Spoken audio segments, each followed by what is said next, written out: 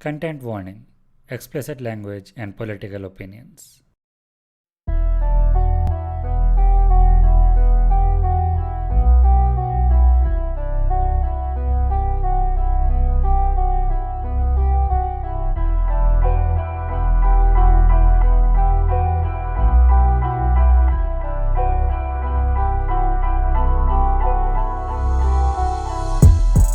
The Andolanjeevi podcast recorded live from Mumbai and Bangalore on June 5th, 2022. Yes, welcome everyone. I am NKG and I'm joined here by arcanephoenix. Hello. Yeah, so today we have a lot of interesting topics to discuss. I would say much less, I don't know, I guess the right word would be spicy. I don't know. I don't know if that would be particularly spicy. It just, I think for me, it just feels like sometimes even looking through politics is becoming depressing. It is. Politics is the biggest source of depression uh, for a young person. Yeah. Yeah, but So, let's start. Let's start with the BBC story you shared. yeah. So the BBC story is not something new. Mm-hmm. I guess the idea is uh, Reha Kansara for the BBC basically shared this idea of trads. Right. Uh, I remember we had discussed last time trads with the memes and basically how much they were inspired by the American alt-right Mm. and like the idea that how much and it turns out that like it's become like a noteworthy phenomenon, and to the extent that even like the inspiration from the American alt-right is even more direct than previously thought. Like it's a similar sort of meme language, so to speak. So And it's along not with just cultural osmosis through internet. It's almost it's like a it's a direct. Yeah. it's functionally just a sort of vernacularization, if that Hmm. makes sense. Hmm. Like you have taken that sort of symbolism and that language and kind of transposed it into the sort of Indian bigot context, Yeah. Yeah. Yeah. and it's along with that the sort of associated paraphernalia. If you watch the video, did you watch the video? I did not get the chance, but yeah, go ahead. That's fair. Yeah. If you watch the video, when the journalist asks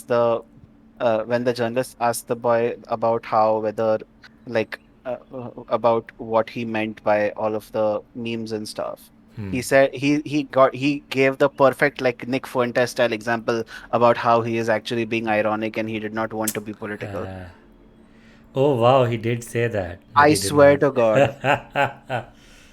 Yes, cementing the belief that apolitical people aren't really apolitical.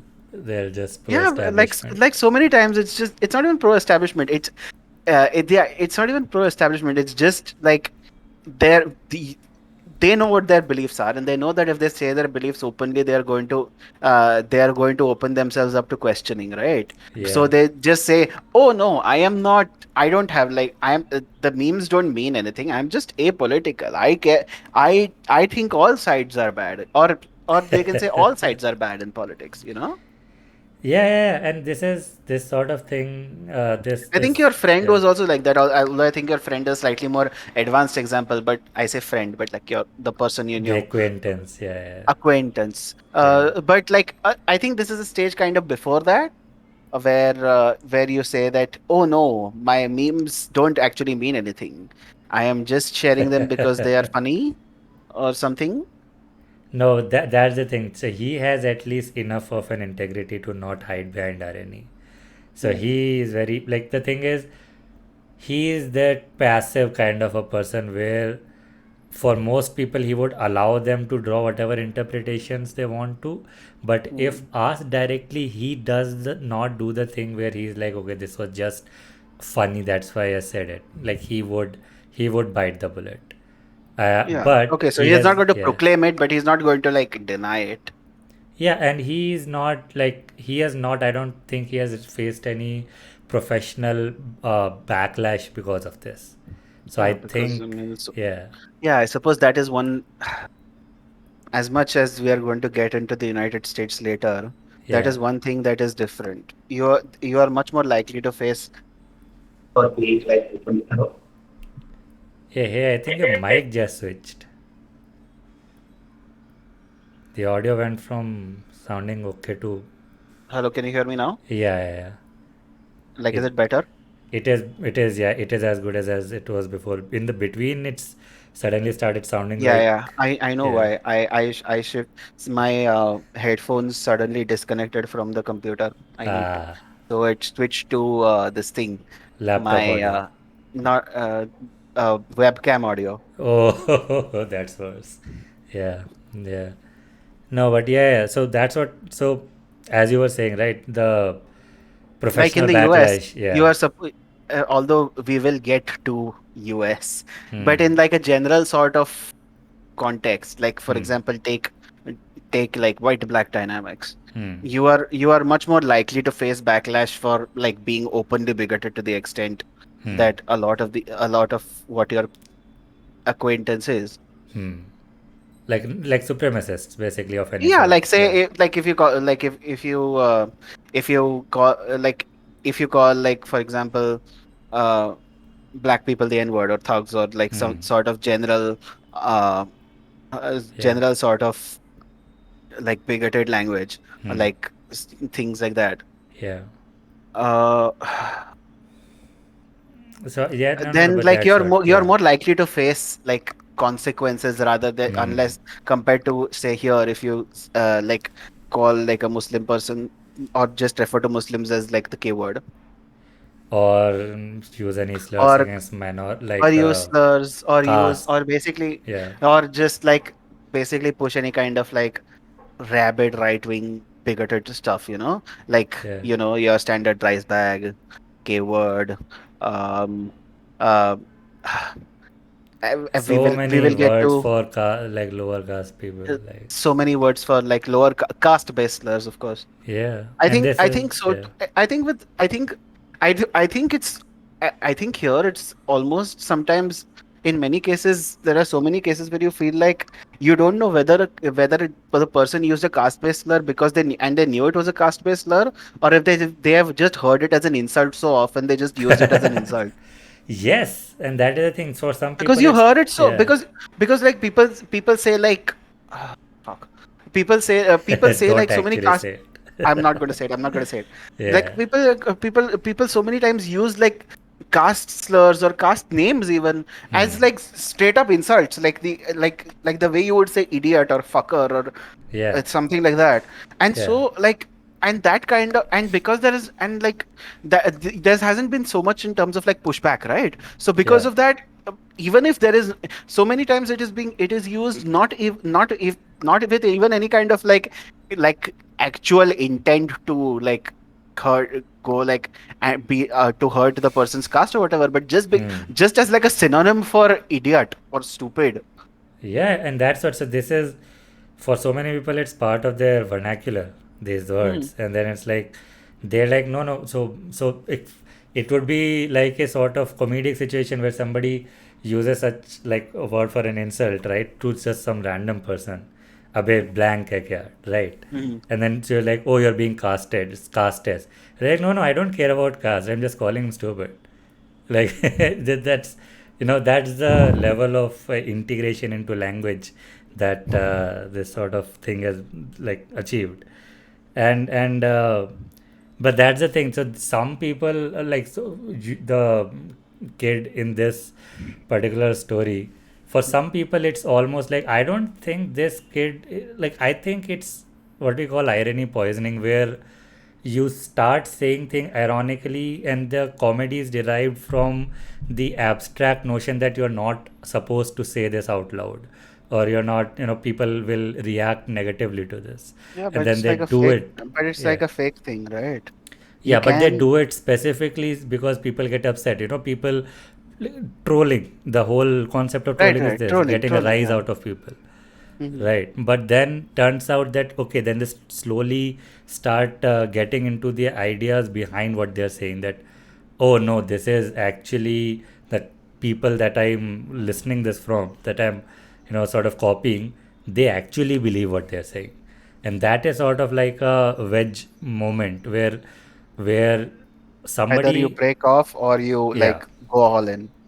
And I think you are more likely to go all in because You have if already you been ostracized by people who have been hurt by your like language. and you have found community in the people who actually believe this. Right. So now you're like, yeah, I'm part of this ironic quote unquote anti-Dalit Facebook group, right? Mm. And then it's like, And so, yeah, and the thing is, because like so many of these tendencies tend to like agglomerate together, right? Like yeah, if you're going to be like anti-Dalit, there is a good chance that you are also going to be like anti-Muslim, yeah, you yeah. know? And And so that's what like this growing pseudo-intellectualism has drawn this sort of distinction. There is definitely these trads are all both anti-Muslim and anti, like sort of any welfare or I would say quote unquote remediation socialism. or any Oh, oh, remediation of the caste system. reparations, against reparations. Yeah. Yeah, whatever, any sort of remedy against the caste, like the system of caste that has existed in India. There is Mhm. this pseudo intellectualism now, because recently saw somebody on Twitter also share the similar anecdote where they are also talking about that people unironically use the argument that the word caste, like, or like the Sanskrit translation of the word caste There is no word called caste in this thing because in our caste is a scriptures. Portuguese word. No, no, no. Even the Hindi, even the, what do you call, the jati, or not jati, what do you call? Varna. Varn, sorry, yeah. Right. But Varn is mentioned, isn't it? I don't know. Do they mean I like mean, actually the English word no, no, no. CASTE The is not yeah, mentioned? they do mean, in fact, they do mean like Oh by my God, I have implication been the giving word them more. caste. I have been giving them No, the more idea, credit. the original thing was, the idea was that how can caste be an Indian construct if the word caste अरे यार. is comes from Portuguese. But these are all such obfuscations of the fact that caste system has existed in India. What does it even matter that, okay, it wasn't exactly Hindu scriptures, or what, it wasn't exactly India where it started. It has been a problem with India for so long, right? What are all these things that you are throwing into the mix, right? I think these guys are just like, I think part of it is just defensiveness, and part of it is just like, how dare you say what I am doing or whatever.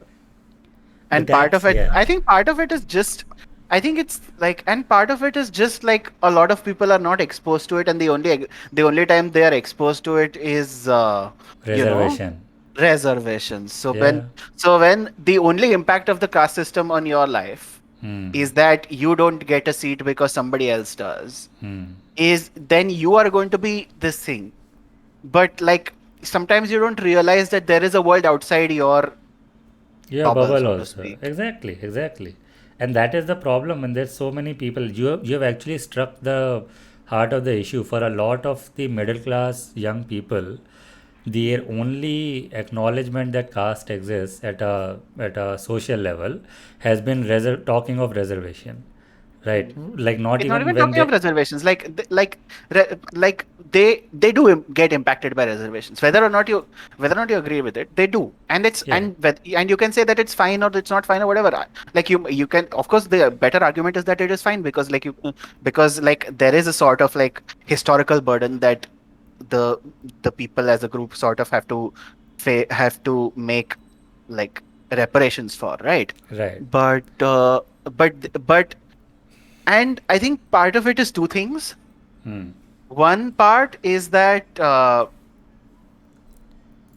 and this is going to come off as something of a hot take, but Okay. like, Okay. please listen, hear me out. Sure. A lot of people, a lot of very prominent like anti-caste types Hmm. are privileged enough that Hmm. that they can study elsewhere. That is interesting to think about. So So there are a lot of people who Hmm. are like caste privileged in like in the sense that like they have caste privilege. Like they Hmm. might even have like they might even like flaunt their caste in a sort of generic sense. Yeah. Like like Oh, like with people do a like lot, especially like With the January and Kshatriyas. all that. Like I am like I am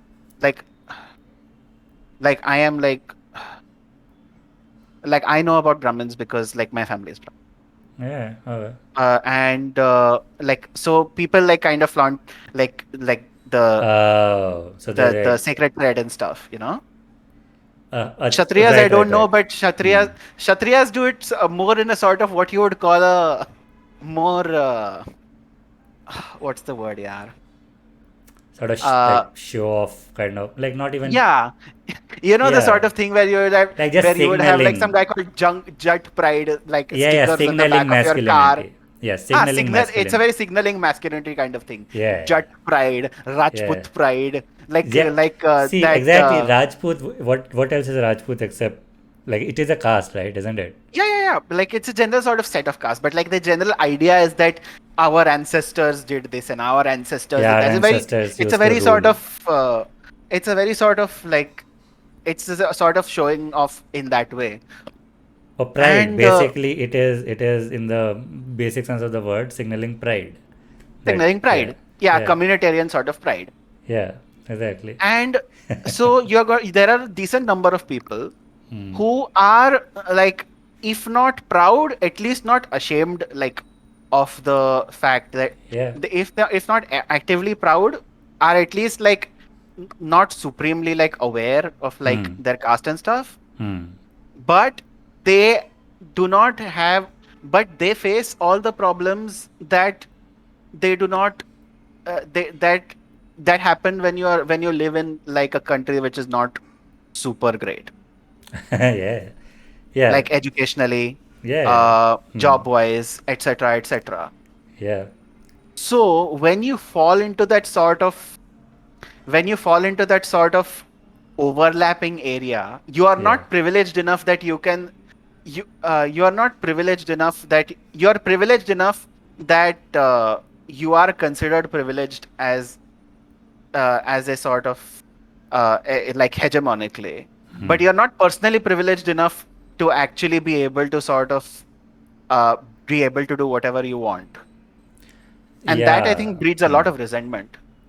Exactly. No, no, you're right And it's about something that. you see, Yeah. and because it's something you see very often in like in like discussions about things like that. If I am so Hmm. privileged, why can't I get jobs? Yeah. If I Yeah. am so privileged, why can't I get a college seat?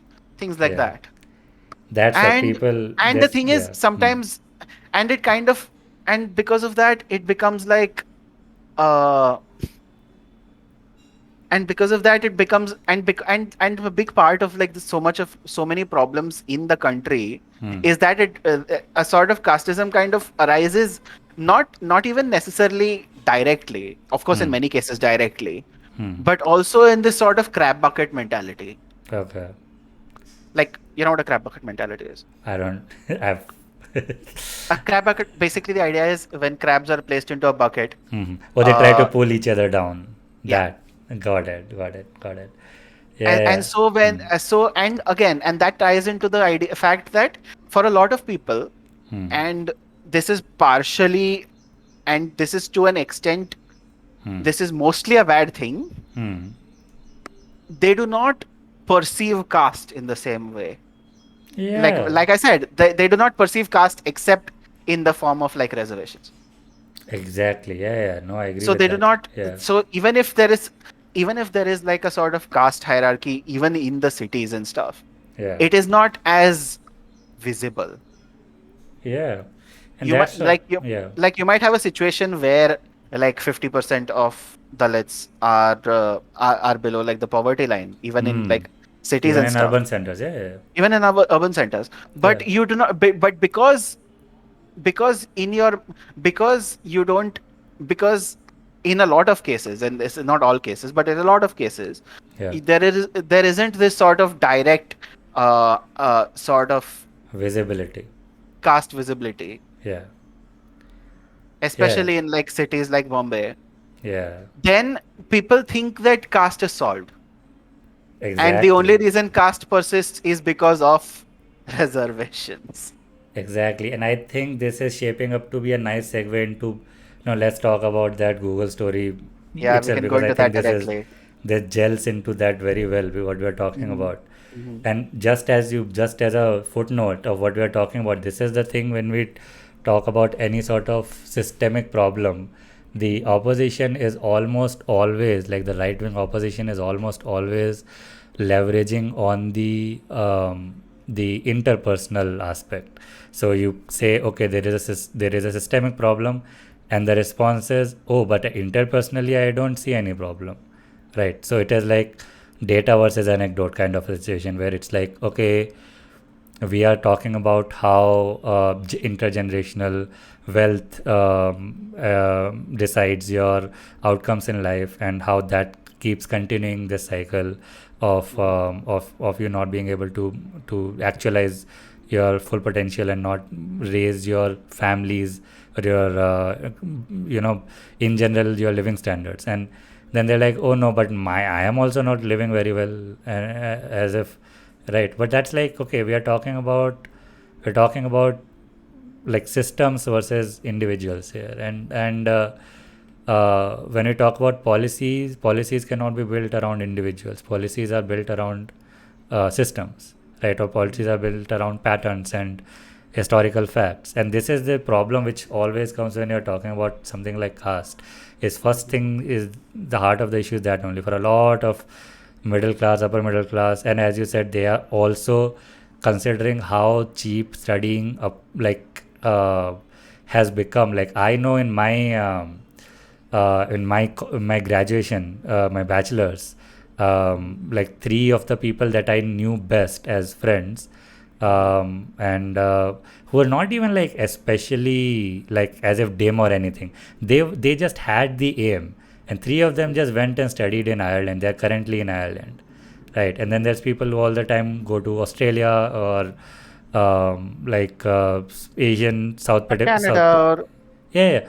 or Like Canada, the US, or whatever. people go to US also, right, to study. And like, yeah, of course Yeah. it depends on their economic status, Hmm. but of course there is a big lower middle class population for whom, like, it's like they don't live in the heart of Delhi. Okay, they live on the surrounding areas. They sometimes live What in you would the call a tier one or tier two city. correct. So they will live like in NCRs. They would be like, oh, I want to go to IIT, and IIT has like Yeah, 50% because of they cannot, because for them something like going abroad is not like financially possible. exactly. And they don't have opportunity like enough for like even if they score scholarships, it's like, okay, they would not have any familial connections there. Everything they'll have to build from scratch, so it's not viable really for them. But Hmm. what happens is then that's what. So when I started streaming a little bit, I had this is one of the first things that I brought up, is that we think so much about this in terms of why are these seats reserved. Why don't we think that if the seats numbers were in proportion to the number of people applying, right? Because these percentages are in proportion to demographics, but the number of seats are not in proportion to the number of people who apply to these institutions, right? So nobody demands more institutions.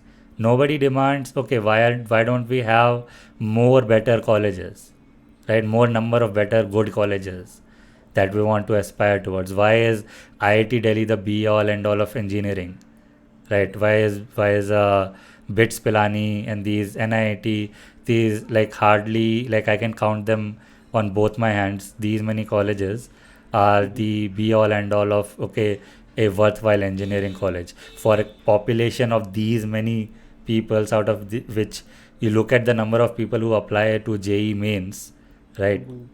are Yeah, you're are looking like, like are like everybody except the top 500 dumb people?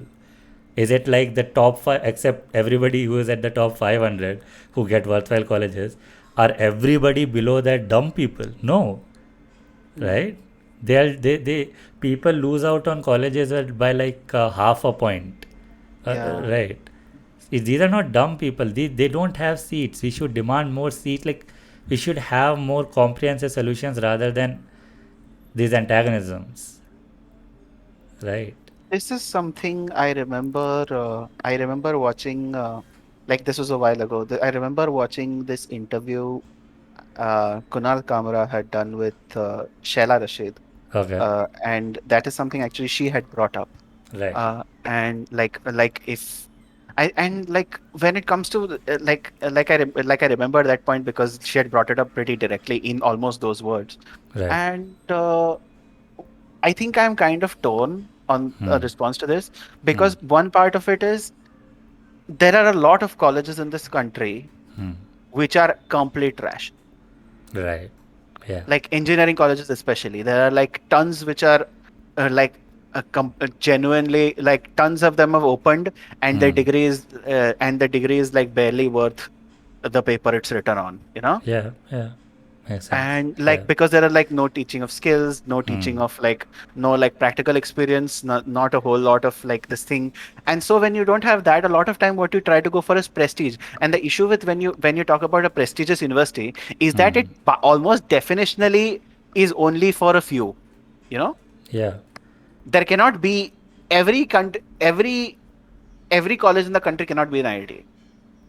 Every college cannot be, but there can Of be. course, I'm getting to that. Yeah. Yeah. Every But. college in the Hmm. country cannot be an IIT. And Hmm. I'm not talking just in terms of like teaching this thing. Hmm. I'm talking this about it in terms of like prestige sense, you know? Right. But I think the big issue and where I will probably where I am kind of agreeing with you is that there should be universities which are not IITs but which Yeah. are not wastes of time. Exactly. Yeah. Yeah. That's what. Yeah. Because you are not going to always have IITs. Yeah. But like and there are and because of so much association with prestige, Yeah. if I had a choice, like when I did my engineering, Yeah. I didn't get into any IIT like at all. I think I might have I miss I'm the only one I might have had a chance of getting into was like what is that one called? Uh the Indian School of Dhanbad. Dhanbad. Okay. But that's mining school. Hmm. But I got into like a Mumbai University college, and Hmm. like so I was at least fortunate enough that I could, you know, that I could have like a decent degree from a decent place. Right.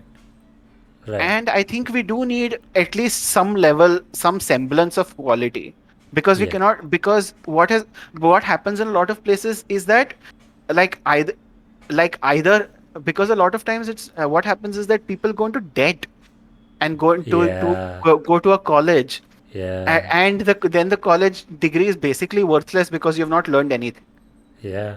Yeah. or it turns out to be like some kind of like financial fraud. Yeah. Yeah.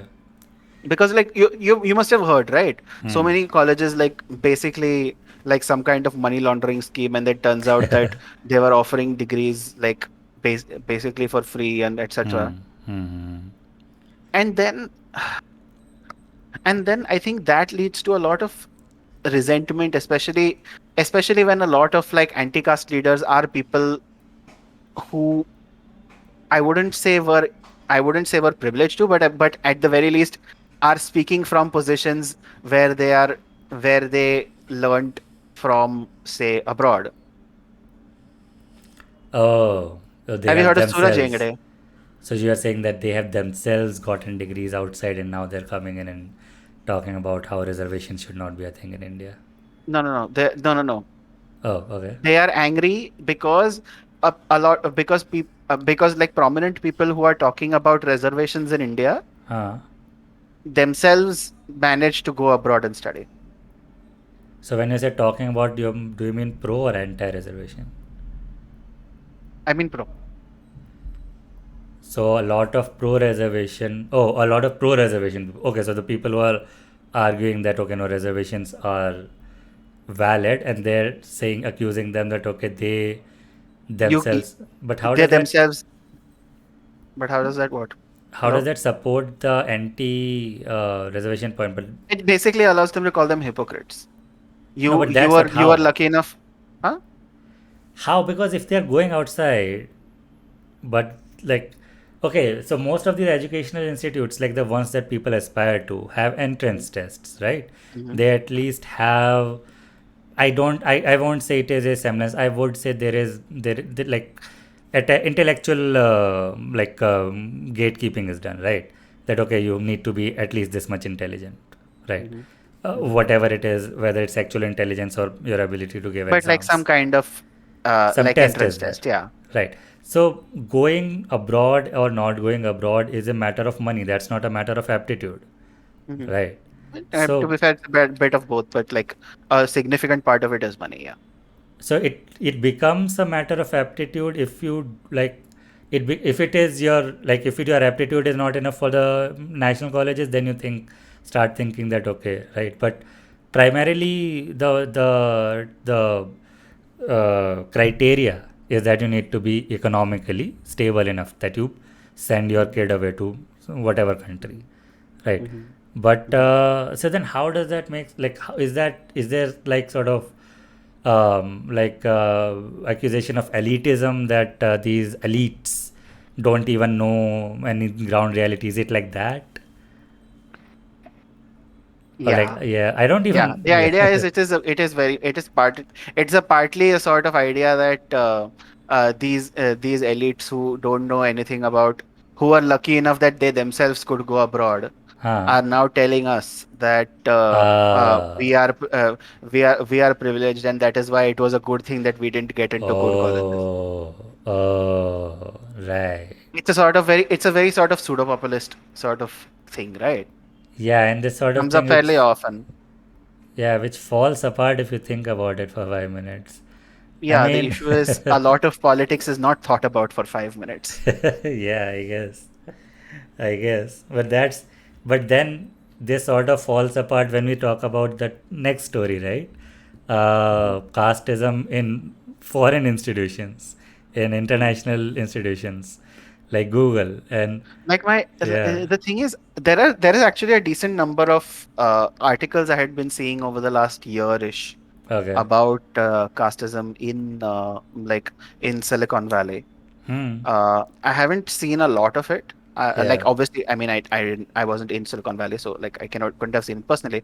Hmm. Uh, and but like there seems to be at least some cases.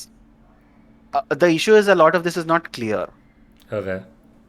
and because even this case that happened recently with Google, Right. with this because for instance, like if you talk about like equality labs, I know equality labs. I have worked with equality labs Oh, nice.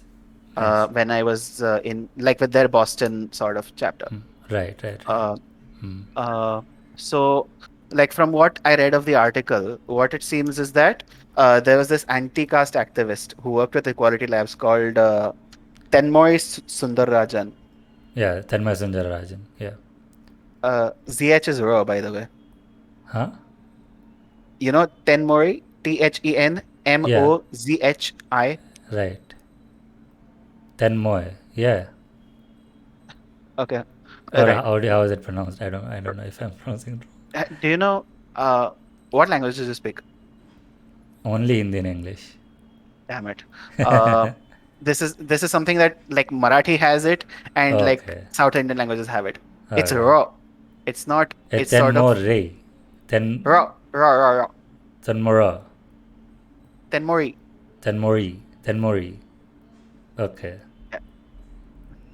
So Right. this anti-caste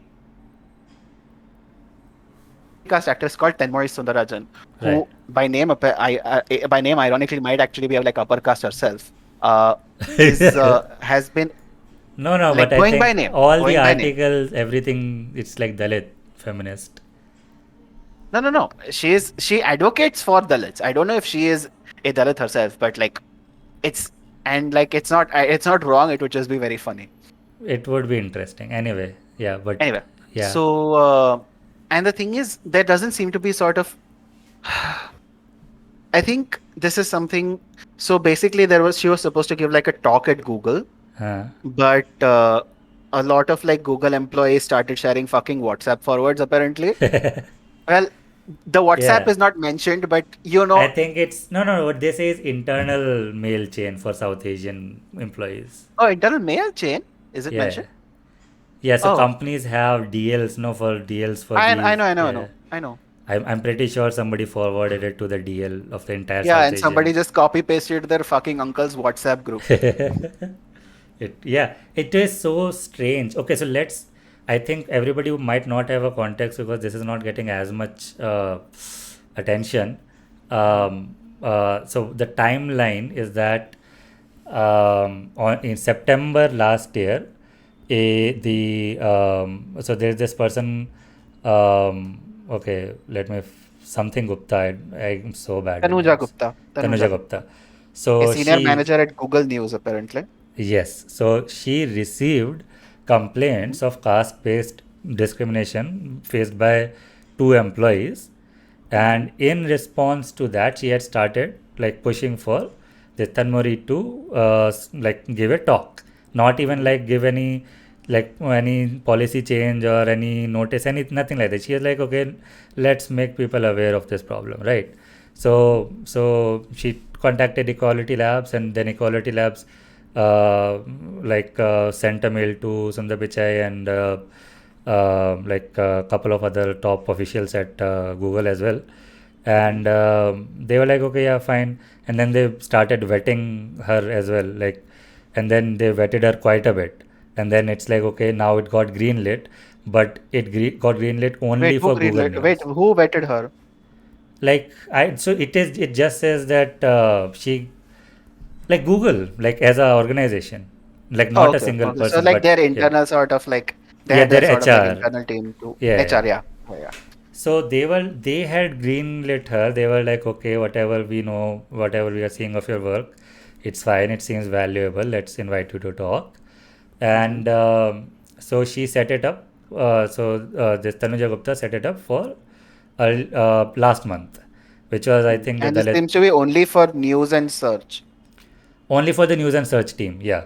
Right. They wanted it for the entire Google South Asia type area, but they were like, not just South Asia. I think they wanted like for everyone, but then they deferred it that okay, no, only news and search, okay.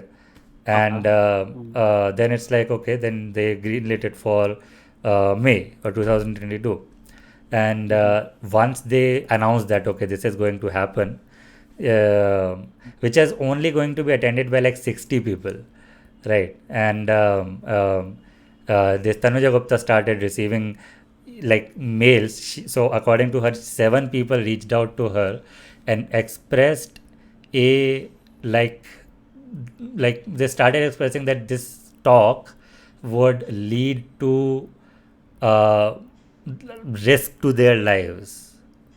uh, okay, 2 days before let me quote her Soundararajan, directly.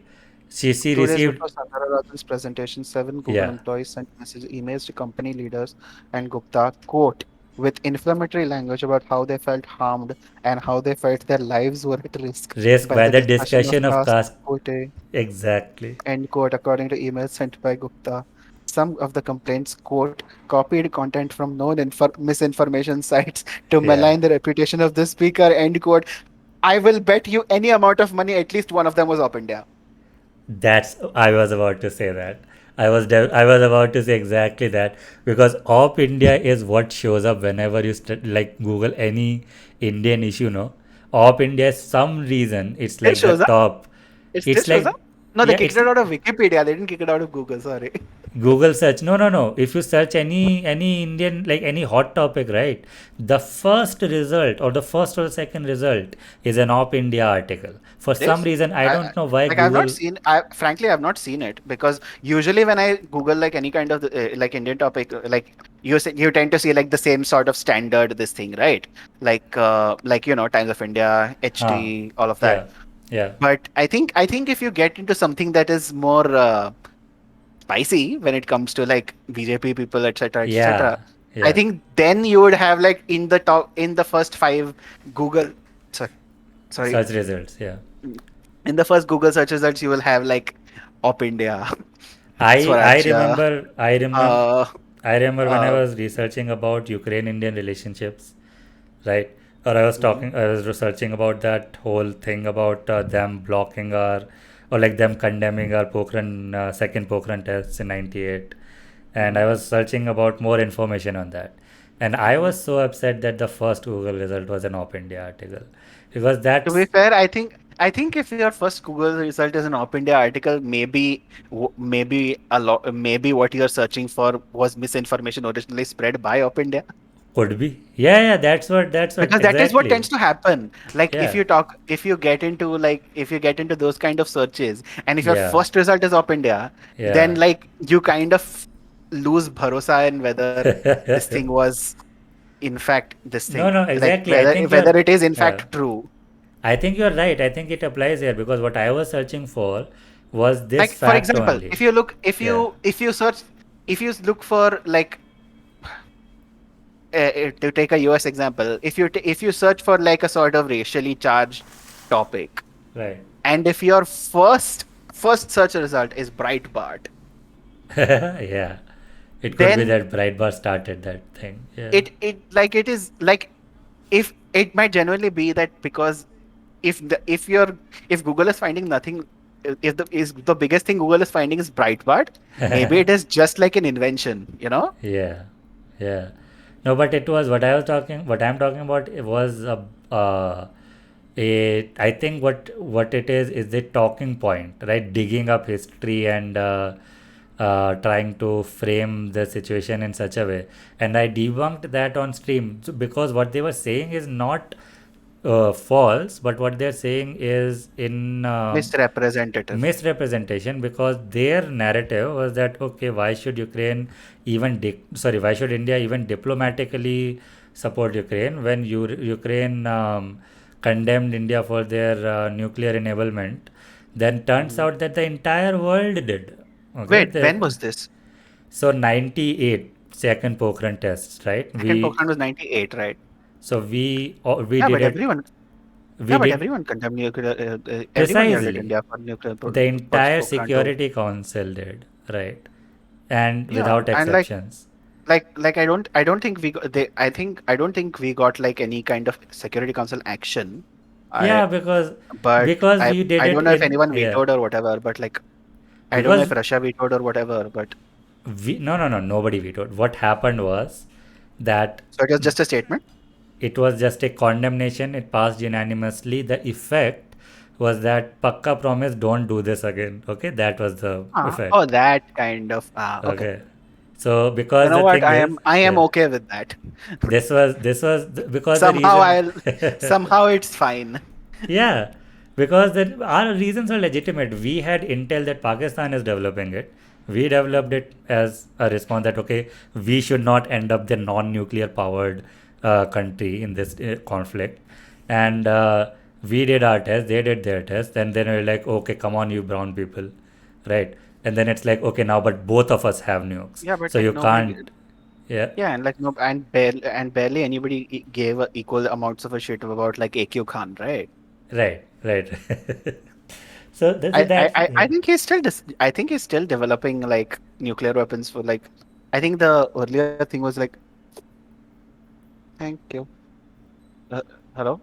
Yeah, yeah, I'm here. I think like last time I heard he was still developing weapons for like. I think I don't know if he's actually developing weapons for North Korea or whether this is like TV9 Bharatvarsh. Uh, Could be anything. anyway. So like you Coming were back saying, to yeah, coming Ukraine, back to yeah. this. So that's why I think it is very possible now that you put it that way that this whole talking point that surfaced would be the child of India that oh no this thing, right? And I think that that's the reason why. But also at the same time this yeah, I also agree that a lot of whatever this content about misinformation and like malignation on the reputation of the speaker would have come from these WhatsApp far right groups. sites definitely. Yeah. right? Like because it's and like in general, because I can't, because it just keeps sort of, you keep getting this idea that it is in fact WhatsApp groups involved, you know? Who even knows? But this is like, yeah, Or maybe WhatsApp. they just copy pasted WhatsApp forwards from emails to, from WhatsApp to emails. Yeah, could be. There's talking points at least they would have picked up from there. But because who would say that their life is in danger because of discussion of caste equity? What does that even mean? Right? What does that even mean? Because they're like, on one hand they're like, oh no, caste is not a problem in the among the US offices. And then on the other hand it's like, oh no, if you mention caste our lives are in danger. What what are you talking about? Right? Danger from whom? And like uh, so that's the thing, right? The article goes into that a lot of their framing was that, oh no, you don't have full context, and you don't have, basically, like, white people opinions, right? You don't have there are things like, okay, they don't have the competence to study the scriptures actually, right? That's why they should not talk about this. They should not get into caste politics. We don't want the, That's just stupid brainworm shit. yeah, then this will end up targeting the highest caste members of Google. Oh no, maybe. Oh God, oh God, I just realized. What? Like I hadn't read this. It just occurred to me. Oh my God, this is literally sort of tra Trad you know talking the trad. points. It's not trad. It's this. It's a sort of raita talking point where Brahmins are equated to Jews. Oh my god. Who's saying that? Oh my god. Who You the know, hell? you know those Abhijit Iyer Mitra types, No, but these are very obscure personalities. quote What are you unquote. talking about? I never even heard a mention of this name. What? Who is he? Alleged intellectual, Okay, who is, the intellectual dark web of India, that kind of thing. no, he's like, but there isn't as much of a new this thing. This guy shows up more on news channels, Oh, right, in debates, you know. right, right. So he's not like he says that he is not like a complete bigot, and I mean he is, but like he's not like trad level kind of stuff. But the general idea is that a lot of people believe in the idea, and I assume that is where these WhatsApp messages came from. Is the Okay, sort of general idea okay, that the aim of anti-caste politics okay, is either, like there are like two approaches. Either people believe it's jihad and then that whole related thing, okay. or they believe it is some kind of Haitian revolution kind of thing where Dalits will take over and either make Brahmin second class citizens or kill them all.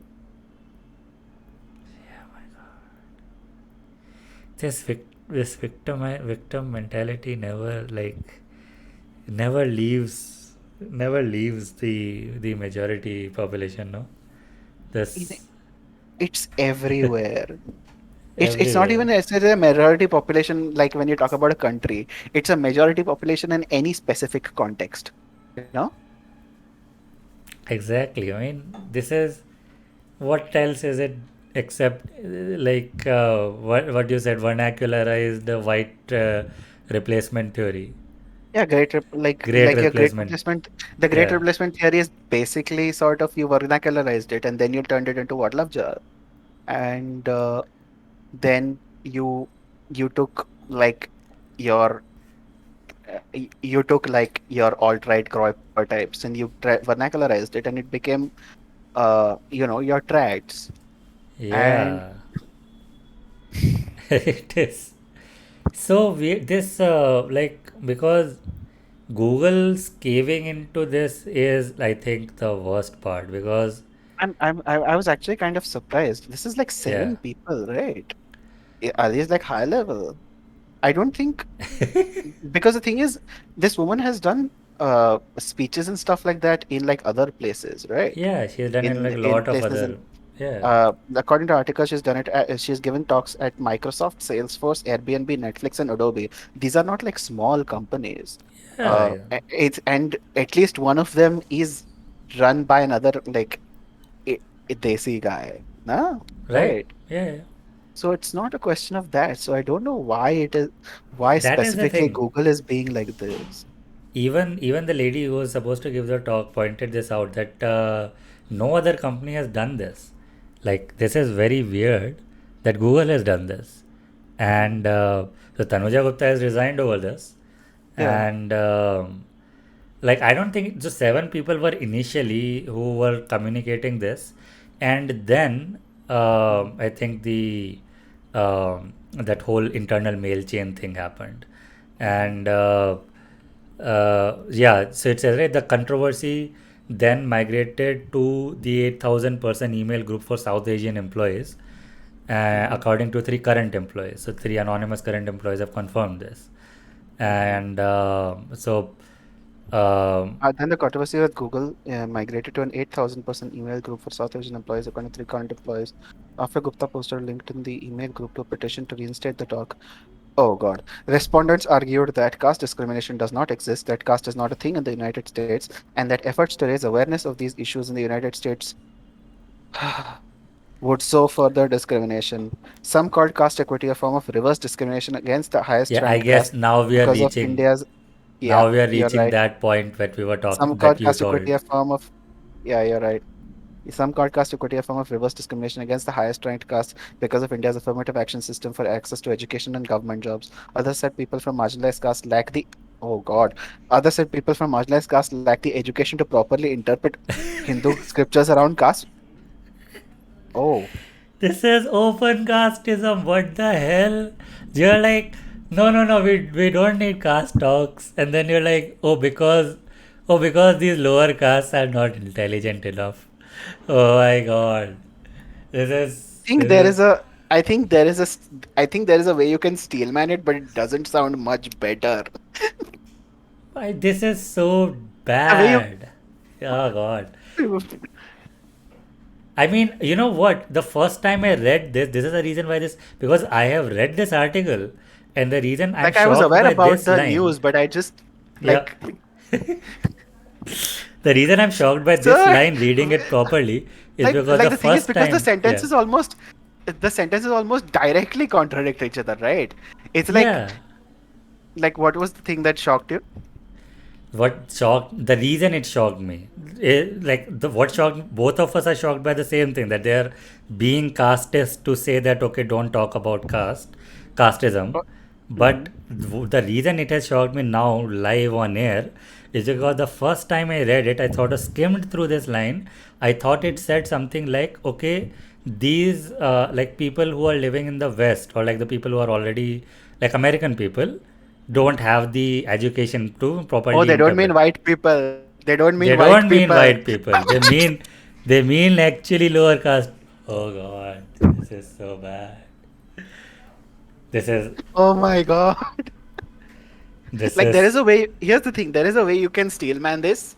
So the big thing is, I like there is a way you can steelman it, but you have to be really stretching it. Like you can argue that these are like scriptures which are misinterpreted, and that is actually something that I want to bring up at least once hmm, before we get to the end of discussing this. hmm, Um, the and like hmm, the topic in general, hmm. and the idea is that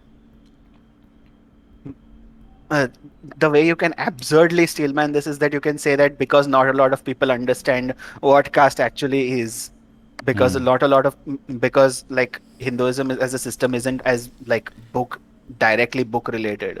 It's not as coherent as like, It's not, yeah, yeah, it's not like as like defined, yeah, yeah, like yeah. there's not like a book which says even if you talk about like the Gita, you don't have it have caste in the Gita as descript as much as descript as prescriptive as much as it is descriptive. Right, right.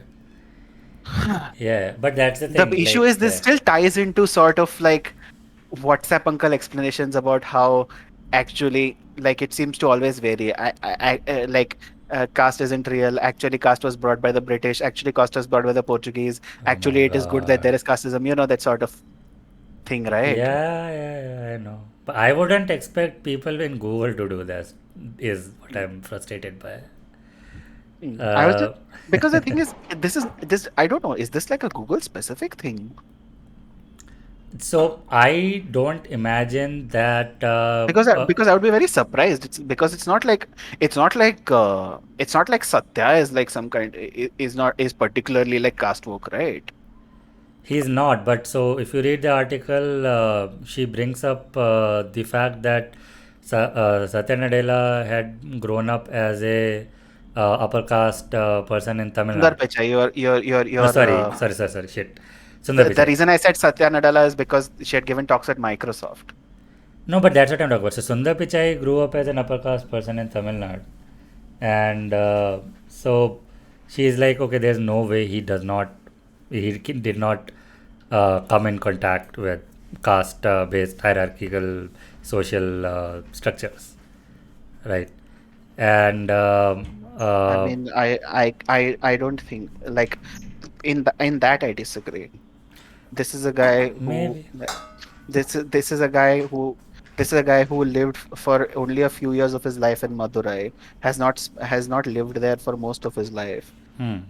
Went to uh, like I can I can completely I can completely imagine that this is a guy who is sort of casteist in a way that is like not like directly hateful, Obviously, not in a Mohanji sense. I don't think he's caste-based. I don't think like that's not what I'm alleging. What Hmm. I'm alleging is that I I think don't think she is. he's. Huh? I think I she read the might be, statement. She is. maybe, but like I'm reading the statement. yeah, I think factually, she is. factually, factually, I cannot disagree with the fact that he would have no clue, because I know people. So I work in tech, right? Hmm. And I know people Yeah, who. Bangalore is very much tech. Yeah, exactly. I know Yeah. people not just in Bangalore, people who have come from even Maharashtra and all. So the Hmm. prominent example that's coming to my mind is Hmm. somebody who is like my senior, not just in experience but in role as well.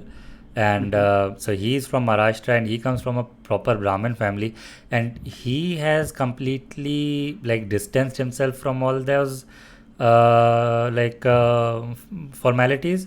But he openly talks about how his family still follows all those traditions and still enjoys the same social privilege in their hometown and all that, right? And I don't, so he is aware of it, even though he has moved way beyond away from it, and he is like not even like against, of course, his parents wishes. He has stopped wearing that janeu and all. Also, I think Hmm. he never actually got it. Yeah, he didn't have his janeu Didn't ceremony. have, He he never. didn't have a ceremony at all. Yeah, he refused, right?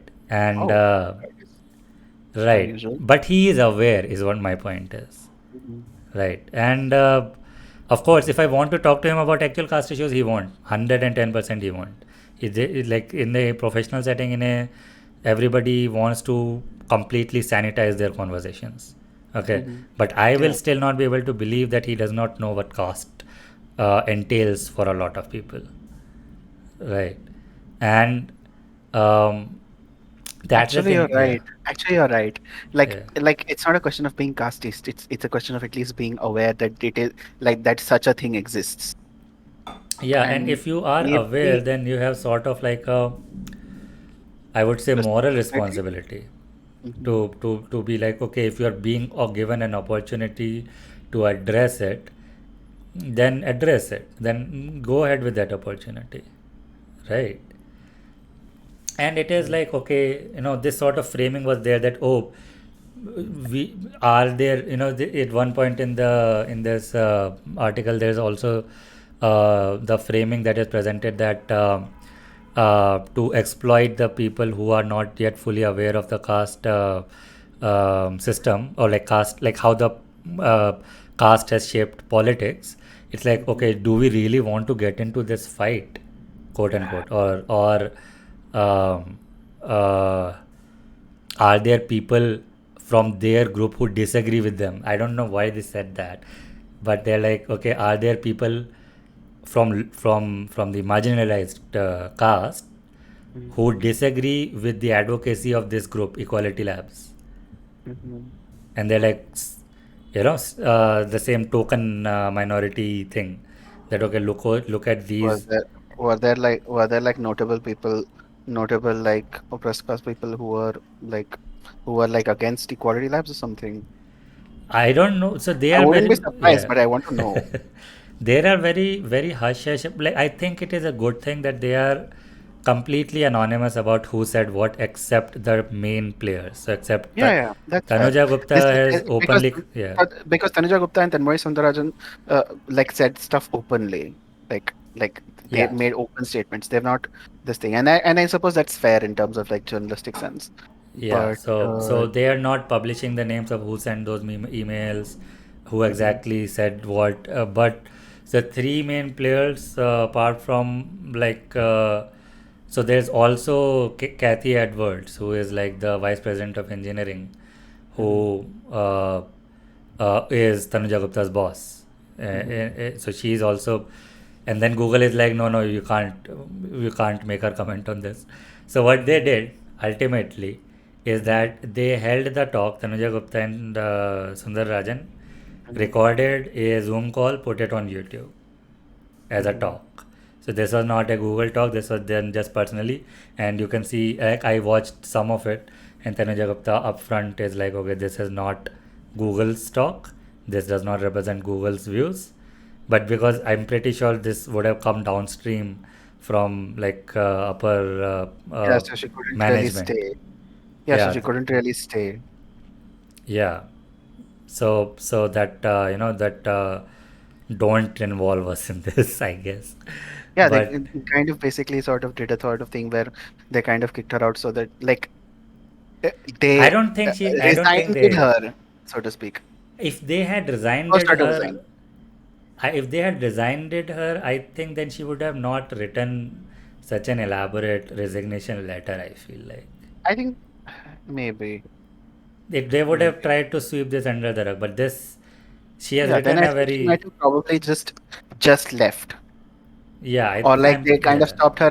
They said, she said, if you force me, if you don't do this, I will be forced to leave." And they said like, okay, like yeah, that's my because general idea of what seems to have happened. she had always like her history at Google has also been one of activism, because she was also part of the 2018 walkout. Google walkout, yeah, Yeah. against So I think it was sexual harassment. yes, yeah, and so that's the reason why, like, I strongly suspect that it was not a upper management decision. I'm pretty sure this was her decision as well, because Mhm. everybody else who had organized that walkout with her have already left, and so So I that's the think this. thing, huh? So is it possible this might be like a Google thing? It is possible this might be a Google thing. It is shaping up to be a Google thing. Because it looks like it. Because you don't maybe like it's kind of stuff that has been discussed elsewhere, but this is this is the first place where you're seeing action like these. You know? I think one thing that also impacts is the size of Google. I think the sort of reach that they have, right, in number of locations that they're active in. I Mhm. feel like that plays a part into it as well, because all these other companies, I think they have manageable, like, uh, populations, not like as in like employee numbers, but Mhm. here it's like they have such vast number of employees across the Do you globe. think they're worried about what would happen with like Google India? Yeah, yeah, I'm pretty sure, because I think they're like, they it says 8,000 member mail chain for South Asian employees. 8,000 Mm. is a good number for them to worry about. I don't know if Yeah. were these like I don't know if this included like Google India employees or was it just like Indian Americans in the US or like what? I think it I says didn't for see. employees in the South Asia. So it's not American Indians, but hold on, let me find the part Indian Americans. where I where it says South Asian. Okay, it says South South Asian Asian employees. employees. So So it this could might be. Hmm. so you don't know if it's so I don't know if it's like ethnically or like South Asian employees like Google India or whom, because this was not intent, because the survey, the talk was not intended for like Google India employees as far as I know. This was like a Yeah, US talk for like Indian Americans in the US. yeah, So it's in, and for like 60 people. yeah, like it's like a subsection of a subsection of a subsection. It's not like, Yeah, it would be pretty weird if they have ethnicity-based male groups. Is no, what no, I'm no, no, no, thinking. no. That I'm not like I'm not surprised. I'm not surprised that would happen. There would typically be at least some kind of, no, no, no, no. There like desis tend to sort of agglomerate together. Yeah, maybe. Yeah, yeah, and even Equality India is such a venture which is like across, like they have membership across all Equality these Lab, tech giants, huh? yeah, but Equality Lab is very much a US itself organization. Yeah, and like the Indian diaspora and the marginalized caste members of that, and they like sort of come together, and they had a pretty significant news story related to Cisco as well, some time back, Yeah, this was where like a year back or something. yeah, the Cisco was sued by like a um, labor organization for Hmm. caste-based discrimination at workplace, and that started like a whole conversation.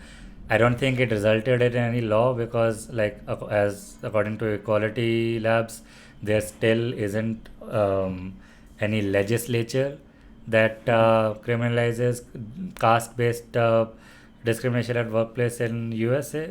But Hmm. like their claim is also that there are existing statutes which already cover, like they don't need to specifically mention caste. There are just statutes that cover it already. Anti-discrimination style. Yeah, yeah. So, but I think this is, yeah, I think I share Yeah, your worry in that this sort of could be a culture problem with Google, that the sort of yeah. Like such a.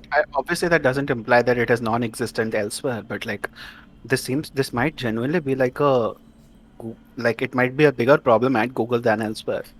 You know?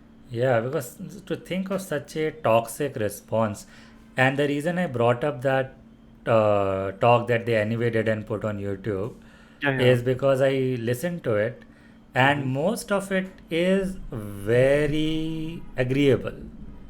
It's very non-antagonistic. It is very like so Tanmori, right? That's how Then more. Tanmori.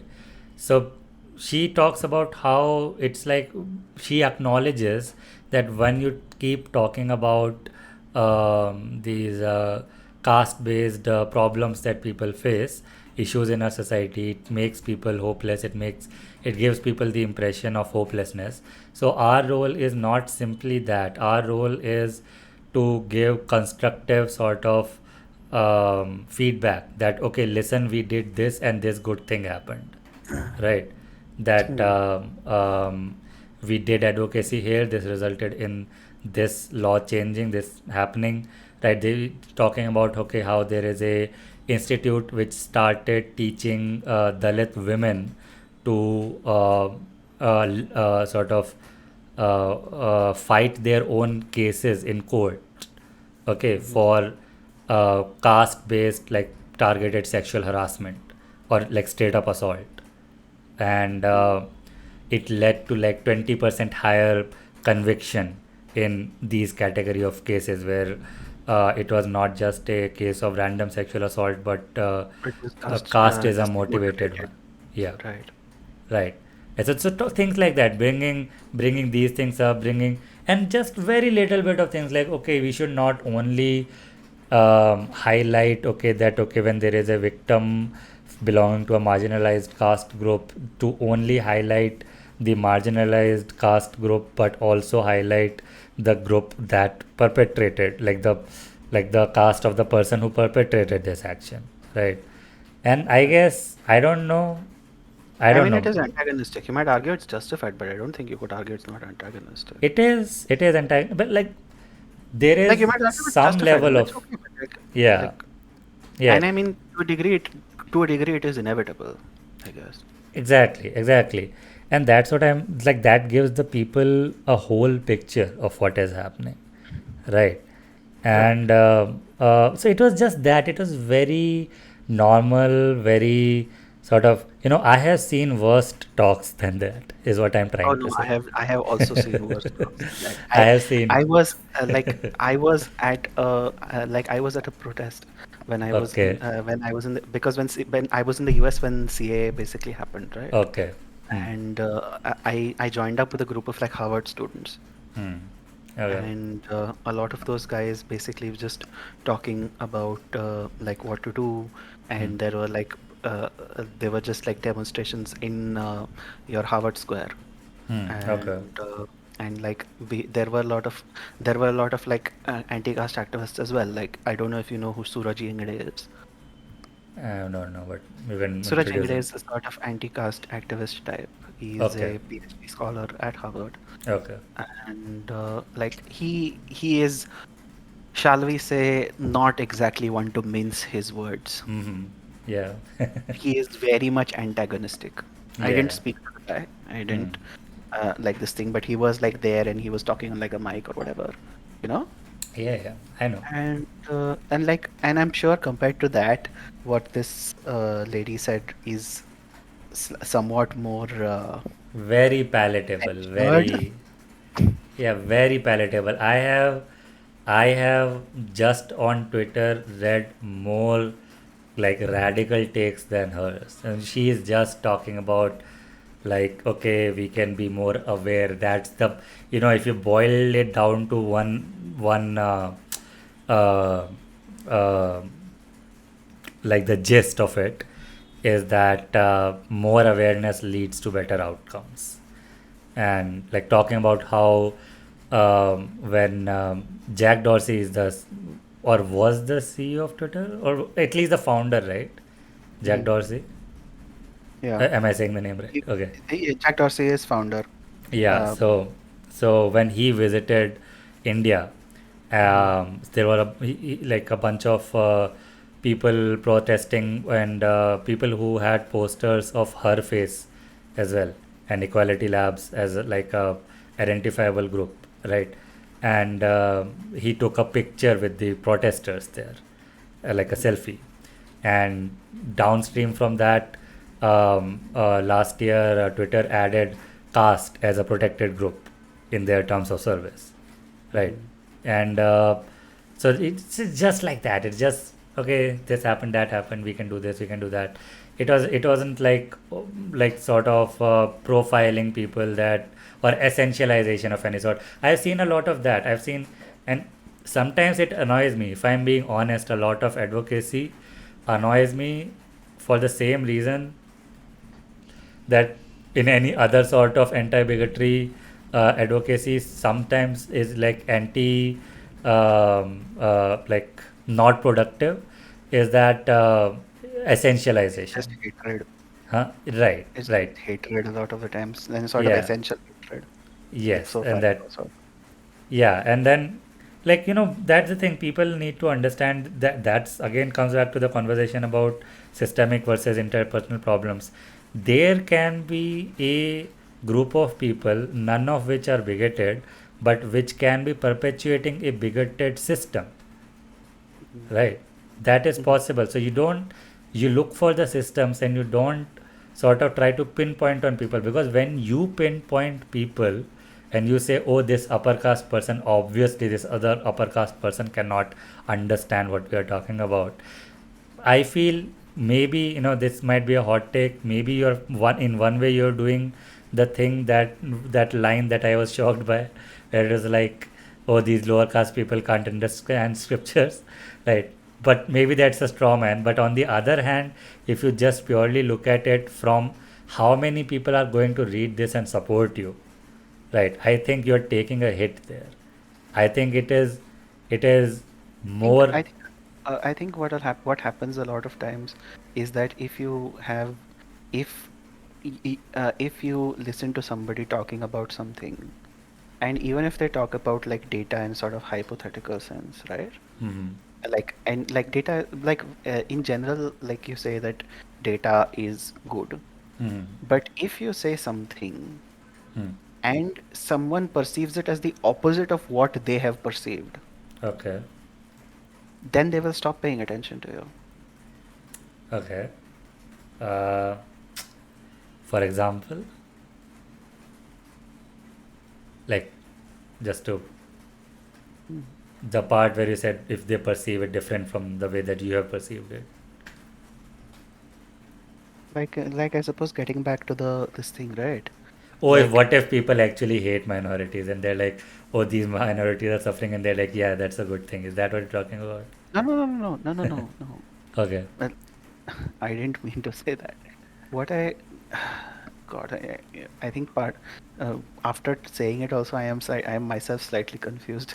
Um, it's just sort of, I think part of it is just going back to that part where I told you that if your perception of caste is like if your interaction with the caste system is just reservations, Right. then and then when someone tells you that you are privileged in this system, Uh-huh. and because in a purely hermetically sealed reservation context, Uh-huh. you do not perceive yourself as privileged because you are losing seats to like oppressed caste Hmm. people, Hmm. then at that point it kind of becomes like a this thing, right? Like what they are telling you is the opposite of what you have perceived reality to be. Yeah, but uh, and the thing is, I think when this is more of a like chances of this thing happening in when you try to bring up sort of anecdotes, because obviously Yeah, everybody and any anecdotes, yeah, and because a lot of people do bring up anecdotes on both sides of the sort of thing, right? exactly, yeah, Because we've all heard of the sort of whole this thing, the sort of uh, uh, uh, uh, dominant caste stereotype where people will talk about, oh, yeah, where people keep talking about this thing, like you might, I don't know if you might have even heard it, where I have an oppressed caste friend and he is very rich and he goes to school oh in yeah, BMW or whatever, like yeah, the sort of thing. yep, And that is like that might even be true, right, but it doesn't discount caste like oppression, right? yeah, and that's the thing that sort of And the data. and the thing, and here's the thing, the inverse is also true. Mm-hmm. People often bring up like just Google Dalit and then just see what autocomplete does. Oh my Like god, that's like the Dalit worst killed thing. for That's like the worst. and it is bad, and I'm not going to say it's not bad. Yeah. It's just like at that point, like what is the purpose of bringing it up? Is it because you have decided that this person as a non-Dalit or like a caste Hindu or a Brahmin, if you want to really like be super specific, Yeah. is that is your purpose to point to argue that this person is like functionally equivalent to you know Somebody bringing up the fact that they have a Dalit your friend who. Johar types? Hmm. No, not functionally. I think because obviously I have a stance on this, so obviously I don't think the harm is comparable. Obviously Uh, not, but like yeah, it's still, but you still have to kind of, if you're going to have popular movement, yeah. then you need to have some kind of like rallying message. Otherwise, the only way for you to achieve your political goal is mass murder. No, I'm not even Yeah, like I mean, saying it like. I'm not even like weighing it or anything. I'm just saying that it is like I'm not even like trying to make it like a moral thing. I'm saying it's Hmm. inevitable. Yeah, I mean that's the thing. So uh, I guess what you're getting at, and something that we have sort of touched upon in the past, is if, like, sort of, if I present some fact and I say that, okay, this is something we should care about, I think to go from listening to that fact and caring about that fact is also a manual step, right? to Yeah, to sort of, yeah. Because it's not this thing. It's not read that just because you say something, people care about it. right, right. Yeah, I guess I get that, but yeah, that again comes down to then the level of basic empathy, and I feel like that is sort of, yeah, that is the reason why I also feel like a lot, as the kids say, doomer about the anti-Muslim wave that is happening in India, is that it's so based on nonsense that, Like it's yeah, like so much of it is.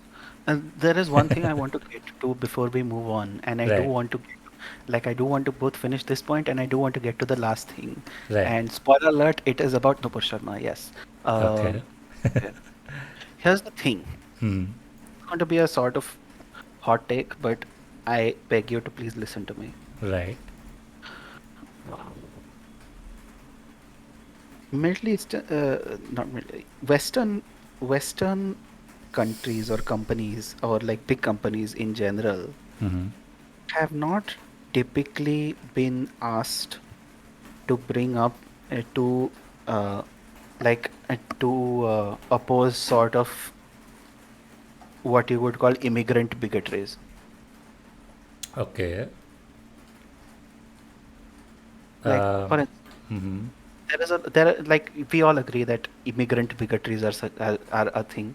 anti-immigrant bigotry is a thing, yeah. No, no, no, no, no, no, no, no. I bigotries in other countries which are brought to other countries by uh, Imported bigotry, part of, yeah, yeah, like in yeah, the sense of, for instance, if like casteist people, casteist Indians go to the US, correct. then like they are also going to be casteist, Yeah, right, this was right. also one of the point in the talk, that wherever the Yeah, that's uh, an Ambedkar. I know the Ambedkar quote. yeah, yeah, okay. But it applies to like international, like everywhere, that wherever the But let's it go and it's caste not but it's system not just follows. caste, right? It's Yeah. not just caste, right? Hmm. It's like it's the kind of stuff that it's the kind of stuff that goes with communities that are also, for example, Muslim Hmm.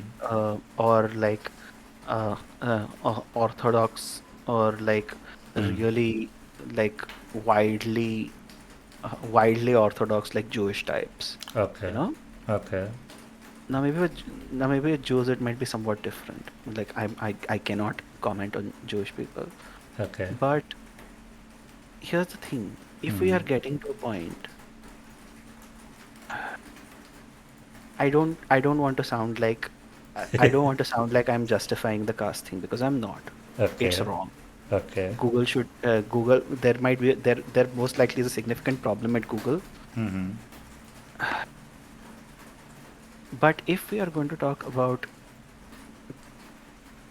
but if we are going to talk about caste in the context of immigrant communities in the US, Okay.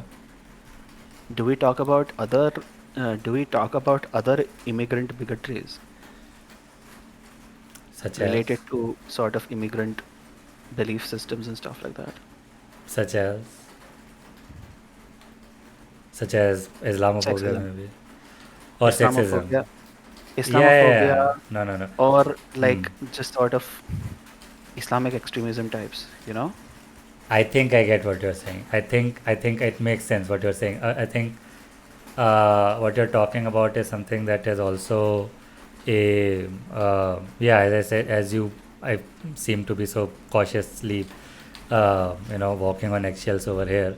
I think I get what you're saying, because a lot of This is what a lot of American conservatives don't realize is a lot of immigrant communities from the global south are socially conservative, Yeah, just and they like them. like people so many times it feels like the Republican Party would be more powerful if it just stopped being as fucking racist, you Yeah, know? if they just stop being anti-immigrant, their Anti-immigrant and racist. Like you take yeah, those two out, and they would get like a ton of supporters who are all for like, you know, yeah, they like social anti-LGBTQ stuff, right? and general social conservatism. Yeah. Yeah, so a lot. That's what as it is a fact that a lot of I especially hear this about the Latino community in America is that they are very socially conservative. They only vote Democrat because Democrats like Not don't want to kick them out of their homes. yeah. But for a lot of social issues, they align more with Republicans, more with conservatives, right? Right. And I think what happens is then again, the answer is not sort of being like having a targeted approach regarding this. I think what works in such scenarios is assimilation. And I absolutely agree. yeah, I think, My yeah. issue is my issue is I have occasional frustrations with the left because assimilation only is a good Yeah, solution sometimes. yeah. No, no, no. But I think I get what you're saying. You know what? Because, For instance, yeah, good, hijab is good. normalized in the US, especially in Right, the left. right. Like leftist person will not argue that uh, Ah, people should be like women should be mistreated because of wearing a hijab, or right, women should be like treated patronizingly, right, in a more general sense. right. But like that is also like if you look at it sort of hermetically, right? Like in Uh, isolation, uh, that is also a sort of representation of a bigoted viewpoint. yeah, it's like a And you might patriarchal, argue that it's a yeah, choice or whatever, but yeah. then you might also argue that other things are a choice. No, I think Like what I get you're talking about because the discussions are different in countries like ours or where like or Muslim like South Asian or Middle Eastern countries.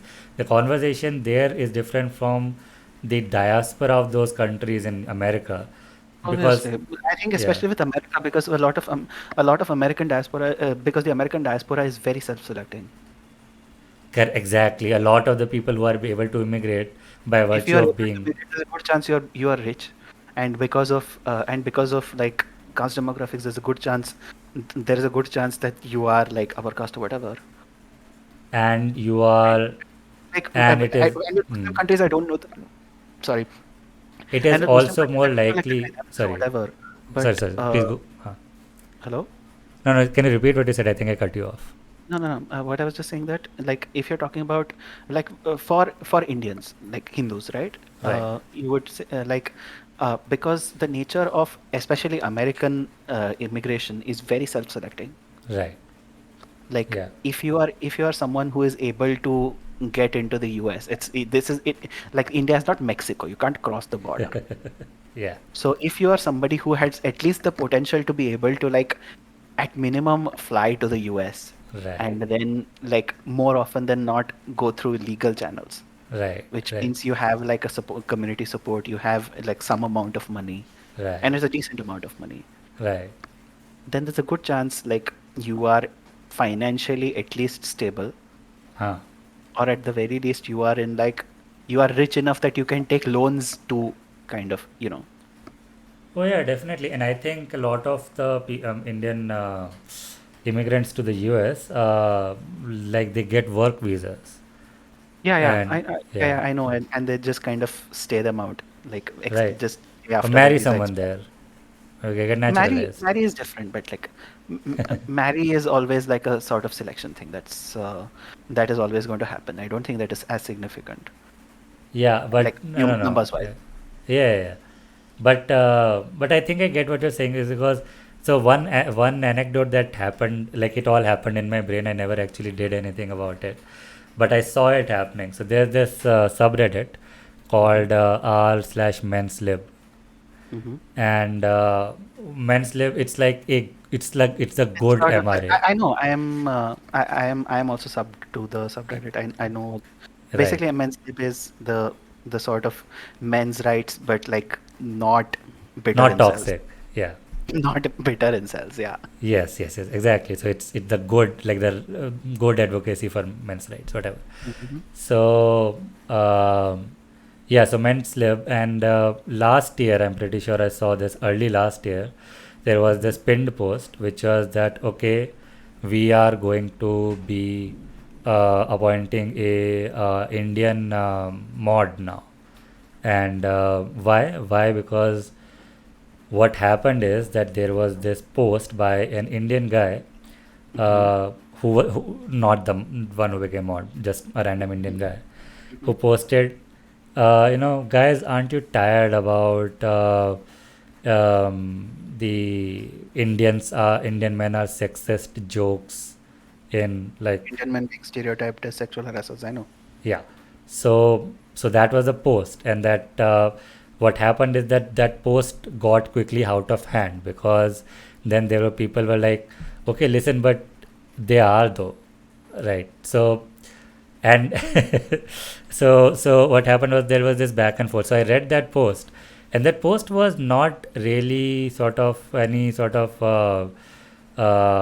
thing that okay, this affects negatively, materially negatively affects people, more of like okay, this stereotyping sort of makes you socially feel unwelcome.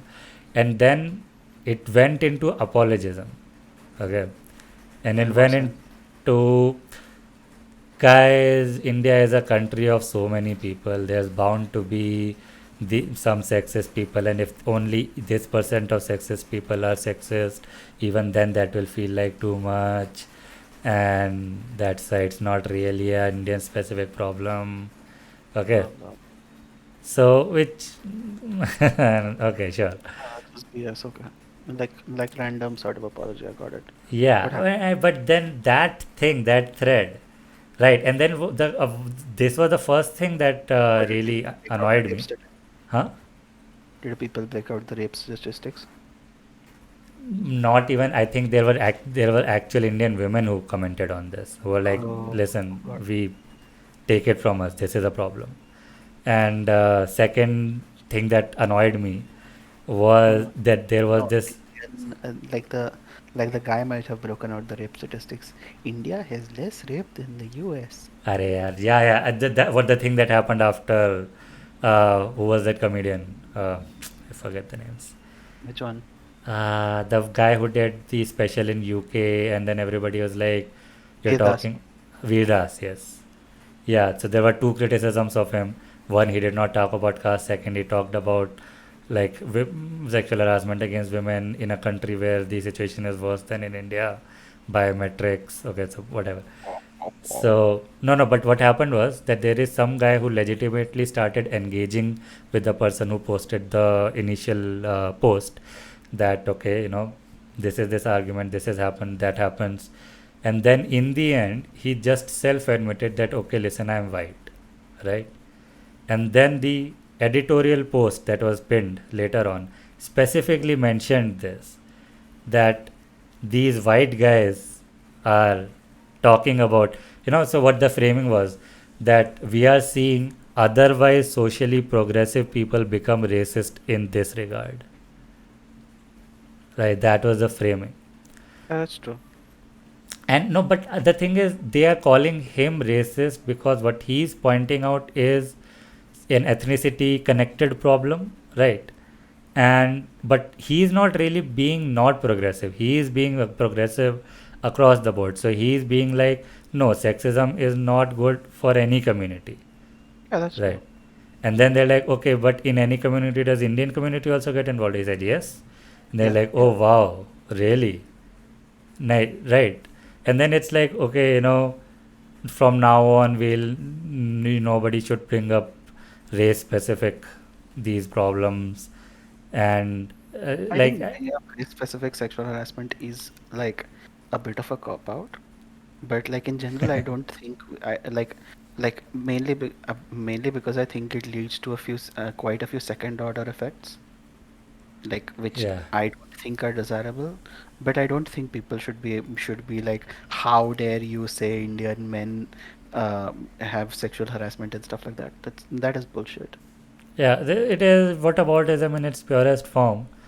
Hmm. And also this, like, but then the people who were running men's lib were also from, like, I think pretty sure they were from the US as well. Hmm. And but them to sort of support this apologism slash whataboutism, right? Then they like to cave into that I and think the be like, I think the part about the whataboutism is the idea that, like, because a lot of times it is brought up in contrast with white people, right? I think that is the worry. I don't I think that Yeah, is, I think yeah, that might not be a reality, but I think for white guys, I think for at least woke white guys, like sincerely woke white guys, I right, think that is a like a sincere worry that they hold, and like it makes sense rationally, right? right. It's like, for example, if imagine if you talked about like people being even if you talk about white guys being sexist against women, and some guy brought up like Saudi Arabia. Huh.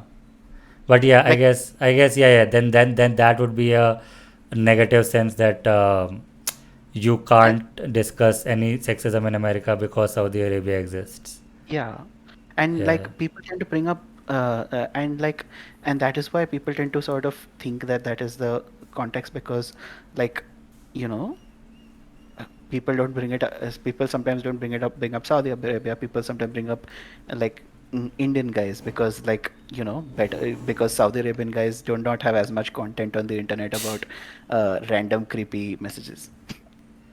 yeah, yeah. And even I think this is a very, like, I can comprehend American sort of progressive leftist people sort of Going around this thing because they yeah, don't know how to, like, manage it.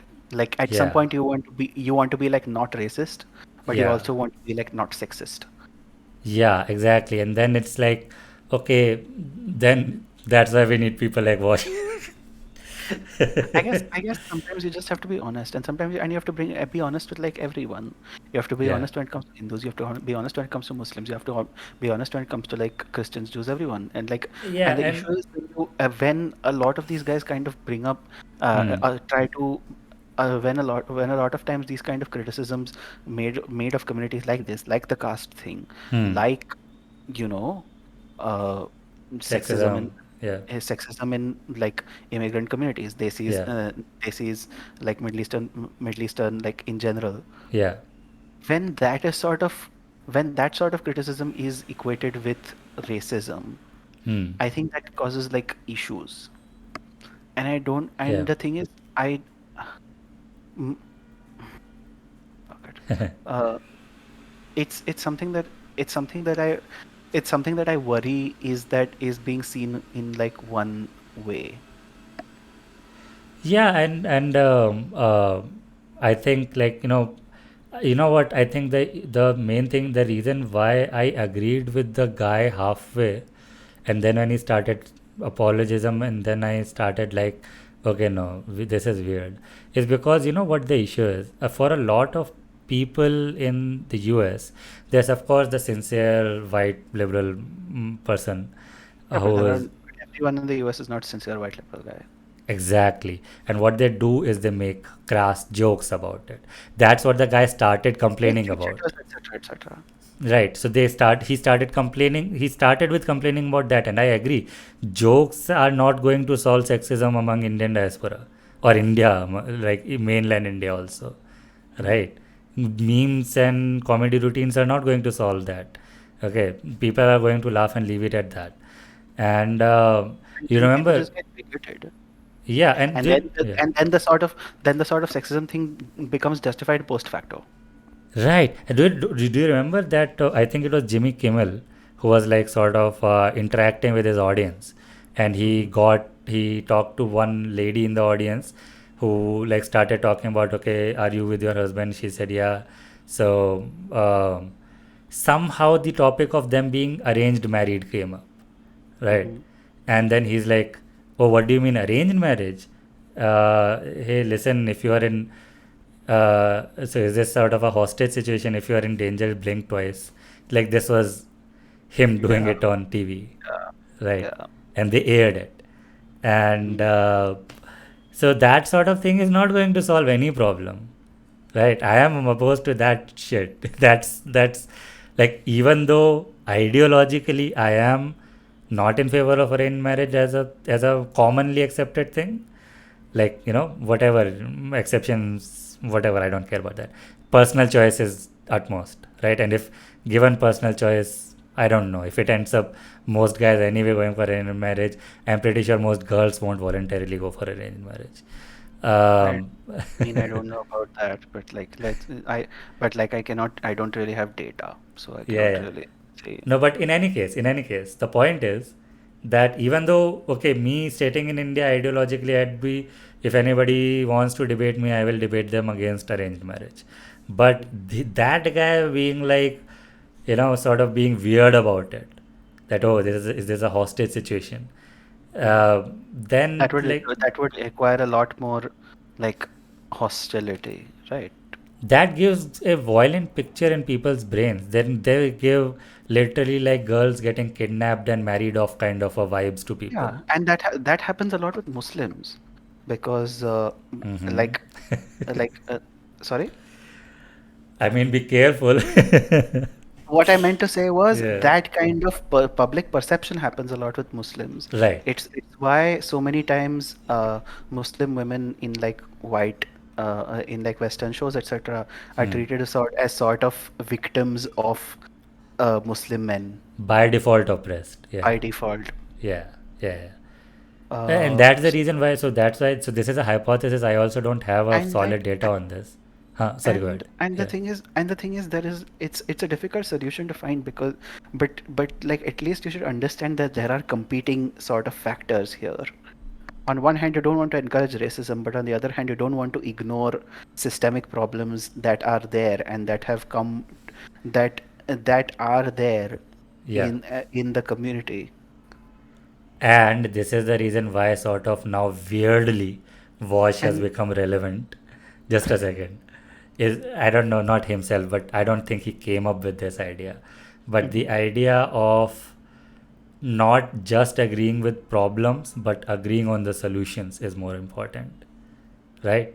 So you can agree with anyone and say that, okay, India has a sexism problem, or Indians have a sexism problem.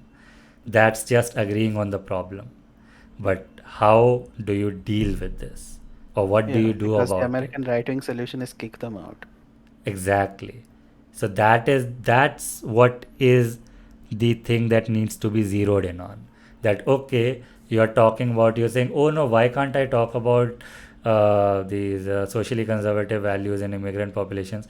Okay, you And can you talk should. about it, but You should. And you should not be and like people should not be weird about that kind of thing. And like there shouldn't be a fear about it. But then there should be a clarity as to like what your solution is. exactly. Is your solution just like general bigotry, or do you have like an actual solution? and and that is something I think that would require this thing from all sides because it should not be that when any criticism of such attitudes is construed as bigotry. Yeah, and I think the biggest thing that can help is the community, is the diaspora community itself.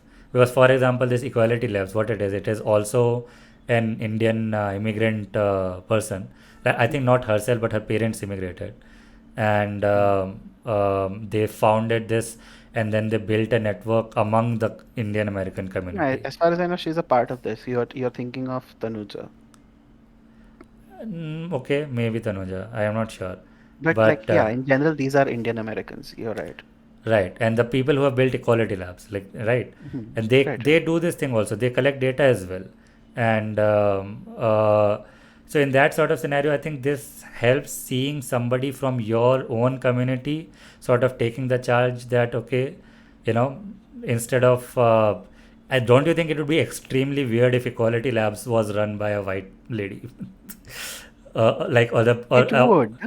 Or a It white lady would. was slated to give a speech on caste at Google, Oh no, right? I agree that it would. I Right. agree that it would, but I don't think that it should be normalized to call that to say that any white person giving an opinion on caste, especially if like it is something that is actually like thought out and is not just OpIndia for words, would be. I don't think it should be normalized that any white person giving an opinion on like a social system that is mostly if not only immigrants should be instantly called like racist, you know. I think it is just a matter of optics at the end of the day. At the end of the Yeah, that day, yeah, I guess you're even though right, it should not be, it is. but it is That's a all fact. but it always gives like optical ammunition, so to speak. Exactly. Yeah, I think that's. Moving Uh, on from optical this thing, I think we will get to a last topic, which is yeah, extremely stupid but also morally extremely easy. right. Have you heard of this lady called Nupur Sharma? Introduce us. Nupur Sharma is a lady who works for the BJP. Okay. She is very much a sort of what you would call news channel, the news channel circuit, so Okay. to speak. Like a Which means she public, goes on. sort of She's like Sambit Patra, but representative. female, but and also somehow less, somehow more, More Uh, sexist. no, no, not sexist. Sambit Patra is kind of sexist, but I don't think Sambit Patra is like uniquely sexist, you know? Okay. Okay. Sambit like this this woman is kind of more like vilely bigoted Okay. against Muslims primarily. This is a BJP spokesperson. You have like it's practically the job. It's practically part of the job description. Right. Yeah. So in a debate on Times Now, where she Uh-huh. was talking to like some Maulana or whatever, Okay. she brought up the Prophet Muhammad, Okay. and she brought and yeah, you can Oh guess this is no. coming. She Right. brought up she brought up wife of the Prophet Muhammad, Uh, Aisha, yes. Yeah. Yeah. uh, The and hmm. in shall we say not the most Not the most balanced, nuanced way. not the most nuanced terms, you know. Yeah. Hmm. Okay. I think I've heard. I think I've seen this. I You've didn't seen it? remember the name, but I might have seen this. Yeah. So Yeah. then what happened was people started protesting. Hmm. There was like stones being thrown somewhere, Uh-huh. allegedly, and Uh-huh. that I haven't seen like evidence of, but Uh-huh. allegedly. Uh-huh. Um, then people started getting angry, as you might expect. Uh-huh. Then uh, then mm, then other BJP people also started posting like the same kind of stuff. Uh-huh. And then a few Middle Eastern countries started saying that they are going to boycott Indian products. Right. Oman And among then them. and then once that happened, then the BJP said that we distance ourselves from these comments. Yep, they released a official press release letter. I'm seeing it right now. It's like the most, imagine the most like cowardly fucking bullshit. Like it's one thing to be bigoted, and I'm not saying being bigoted is good, you Uh, know, uh. but like imagine being this combination of like bigoted and absolute pant sweating coward. No, but this is what I'm talking about. This is the concept of hiding your power level, no? This is like once your power level It's not comes even out. power level. It's just like she was completely fine. Uh, They were completely fine having Nupur Sharma say that. uh. But the minute it started affecting like other International countries with diplomacy. whom Yeah, international diplomacy, yeah. they immediately decide, oh, now it's a bad thing. Yep. I saw, so the reason why I'm having some recollections is because I saw a clip of Nupur Sharma giving an interview after getting fired from Oh yeah. BJP. Oh yeah, Nupur Sharma also has is on the bandwagon of apparently her life is in danger, etc., etc. Yep. And that's the thing. So, uh, that's the thing in which, in one of the previous episodes that we talked about, is Hmm. that a lot of these trads are actually up not pro BJP, is because BJP is not Islamophobic enough for them, right? Yeah, like because they would want ki the BJP is like, yeah, yeah, she's right.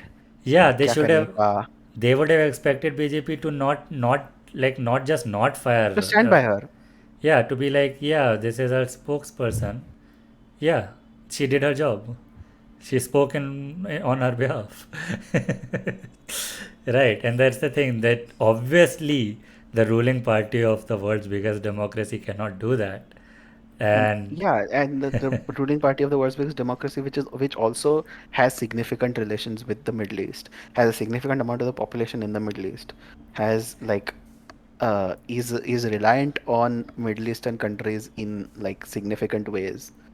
exactly, And exactly. like Yeah. and then you are but the sheer way in which it suddenly went from complete like yes, she is completely right, kya kar loge, Yeah. and it went from that to we are sorry. Yeah, Bharatiya No? Janata Party strongly against any ideology which insults or demeans any sect or religion. Yeah. Arey, that's the thing what I'm You talking know about. the you must have already guessed the obvious joke, right? No, Party no. of Savarkar. Ha, oh, obviously.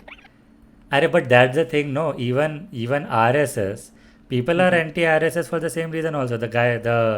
The legendary Islamophobe acquaintance that I had was mhm, also against RSS because same thing. They are not militant enough.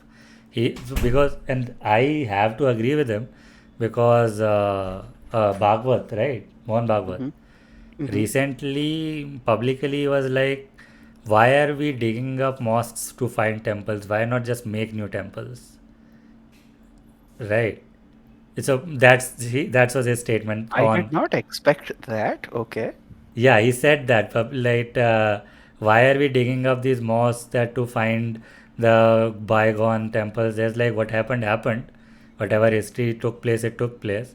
We can build new temples now, right?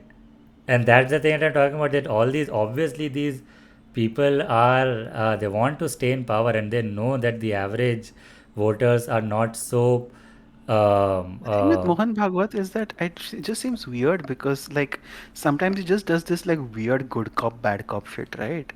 But but both good cop and bad cop is him. yeah, and like good cop is him, and then bad cop is basically his party. Yeah, yeah, I guess. So he But gets to be like, no, I said that we should not be bigoted towards against any religion. yeah, Like I said that we should be treating everyone as same. And then the party which he supports, whose cadres basically come out of his organization. Every yeah, other week there is some kind of like random bullshit, yeah. which is like this only, and like what? That's the thing. No, all this is this polarization that's happening right now, and that this genuinely scares me. But why play? What I'm worried, not worried, sorry. What I'm confused about is why play the game? Because that's the thing. So when we talk about all that national level politics, this is sort of a myopic view we have. It Hmm. extends up to uh, like the north and central parts. Okay, so till Maharashtra, Andhra Pradesh, this belt. Okay, Hmm. India is much to the south of that, extends much to the south of that as well. And here the situations are completely different. Here the conversations are completely different. That is why, like, I was talking to somebody on Discord about this, and then they were like, how close do you think India is to a fascist takeover, right, by Hindu nationalists? Hmm. And like, okay, they might be able to take over Delhi, right? Hmm. They'll not be able to take over the country. India is too big and too messy and too varied, and there's like this sort of I mean, buffer. I don't know about that, but I am like, pretty sure about. I'm living in the south, dude. I'm very sure about this, I and mean, I have Karnataka has its own pretty gigantic share of like Muslim hatred also, right? it that sort of thing that flared up in Udupi, right? That Hmm. is sort of something that's what we once discussed also, that Yeah, but then you're still looking at a best case scenario of like balkanization. yeah, that's it. So not it won't be even balkanization. It will mostly be sort of civil unrest. I would straight up say that. Okay. Hello? Hello. Hello? Hello. Yeah, your voice broke. I'm saying not just balkanization. I think straight up civil unrest, and uh, uh, No, you know what I mean by balkanization, right? yeah, like sort of as far as I understand, like like a what do you say, like a multiple state solution kind of situation. Yeah, and Yeah, like a multiple like all of this will become like different countries, yeah, no, and no. those tend to, not happen very peacefully. I That's where the actual once the situation comes, right? I Mhm. think then when people are going to wake up if this starts, because if India gets divided, India is at a strategically geopolitically very precipitous situation, Mhm. right?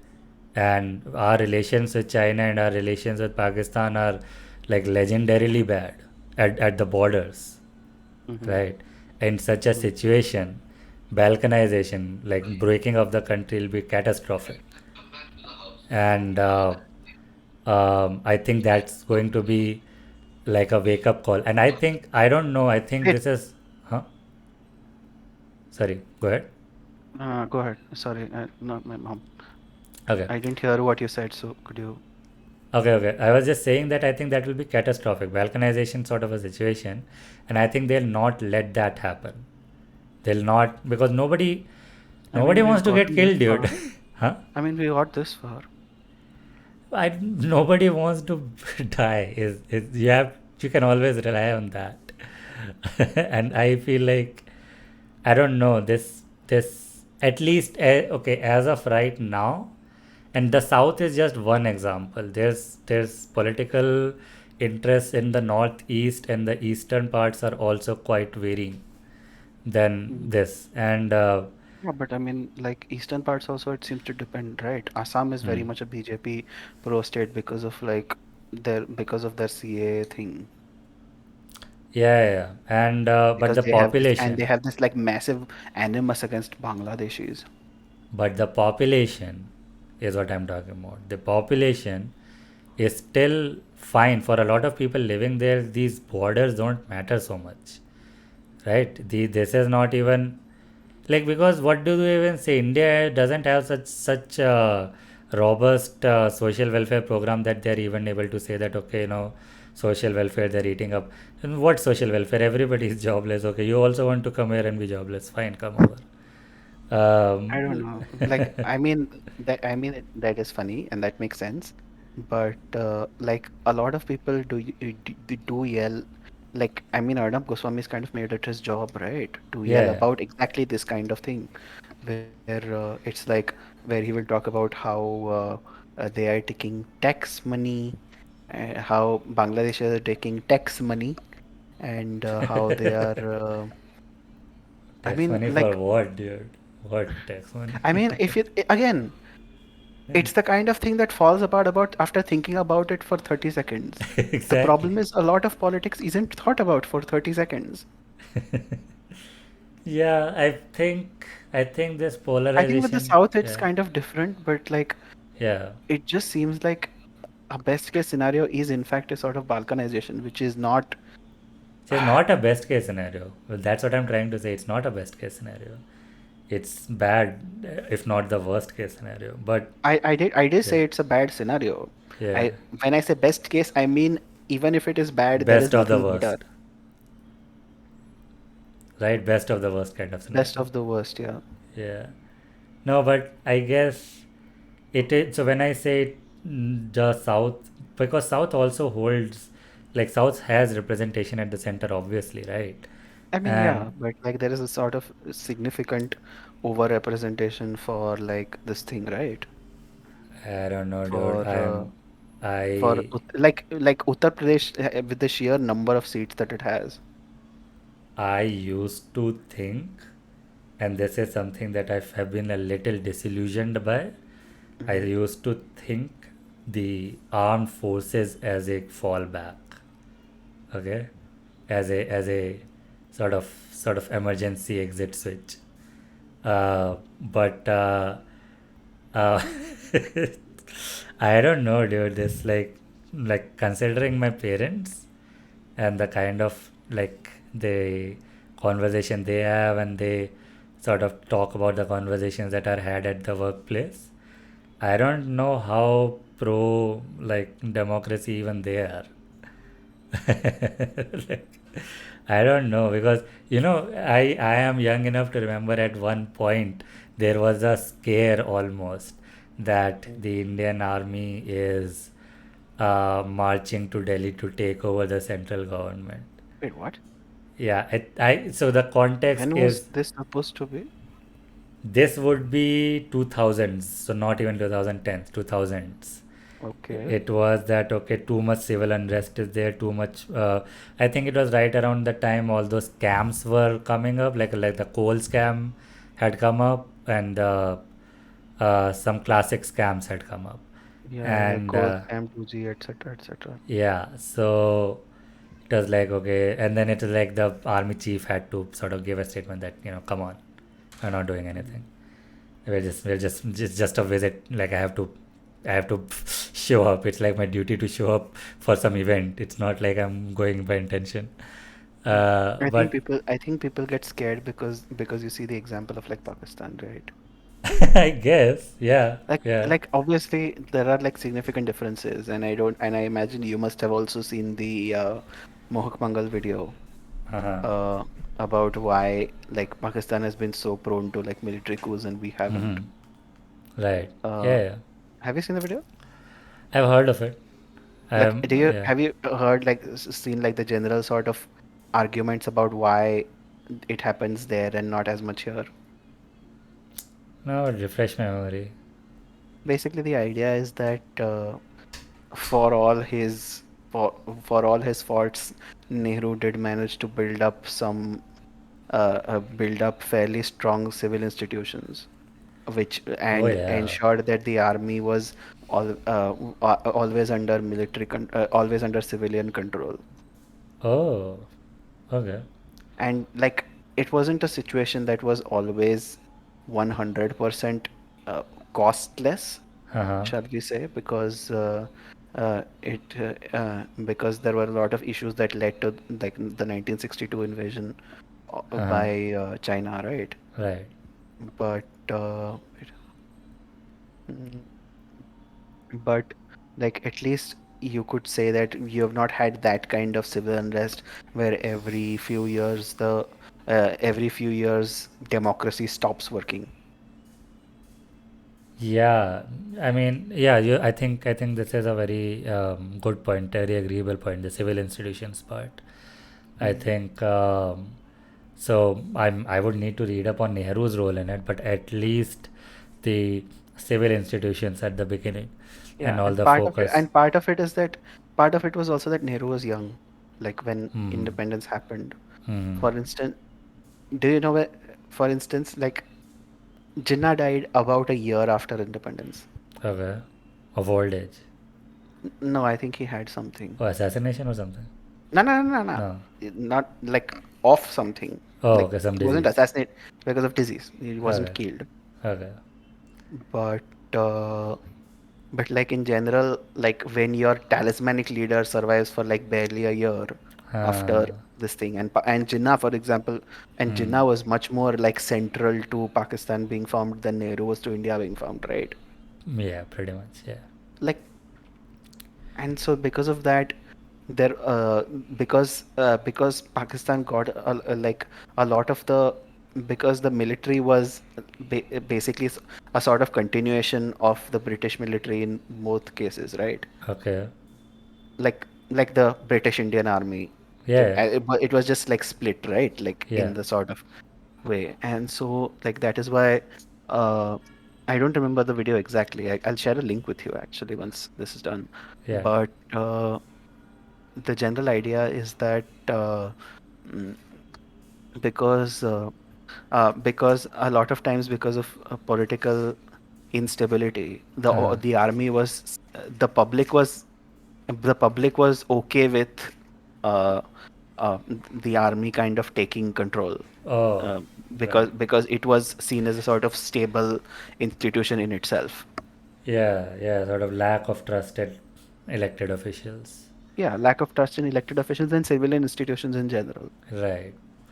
Yeah. Yeah. And it's something I don't know if you must have heard it, but it is something that comes up here also. You might have heard, maybe I don't know if you have, but I have heard it. That a lot of times people kind of say that uh, we need people are too lazy, we need a dictatorship, etc., etc. Yeah. Of course. I've heard this. Yeah. Yeah, and so sometimes because of that, people people just kind of do it by extension things, right? Like they will like say they will support, like for example, the emergency, or Uh, they will say that people should be more in the military, in the sort of like weird military sort of military dictatorship sort of desire. right. Like people are disciplined in the military, people are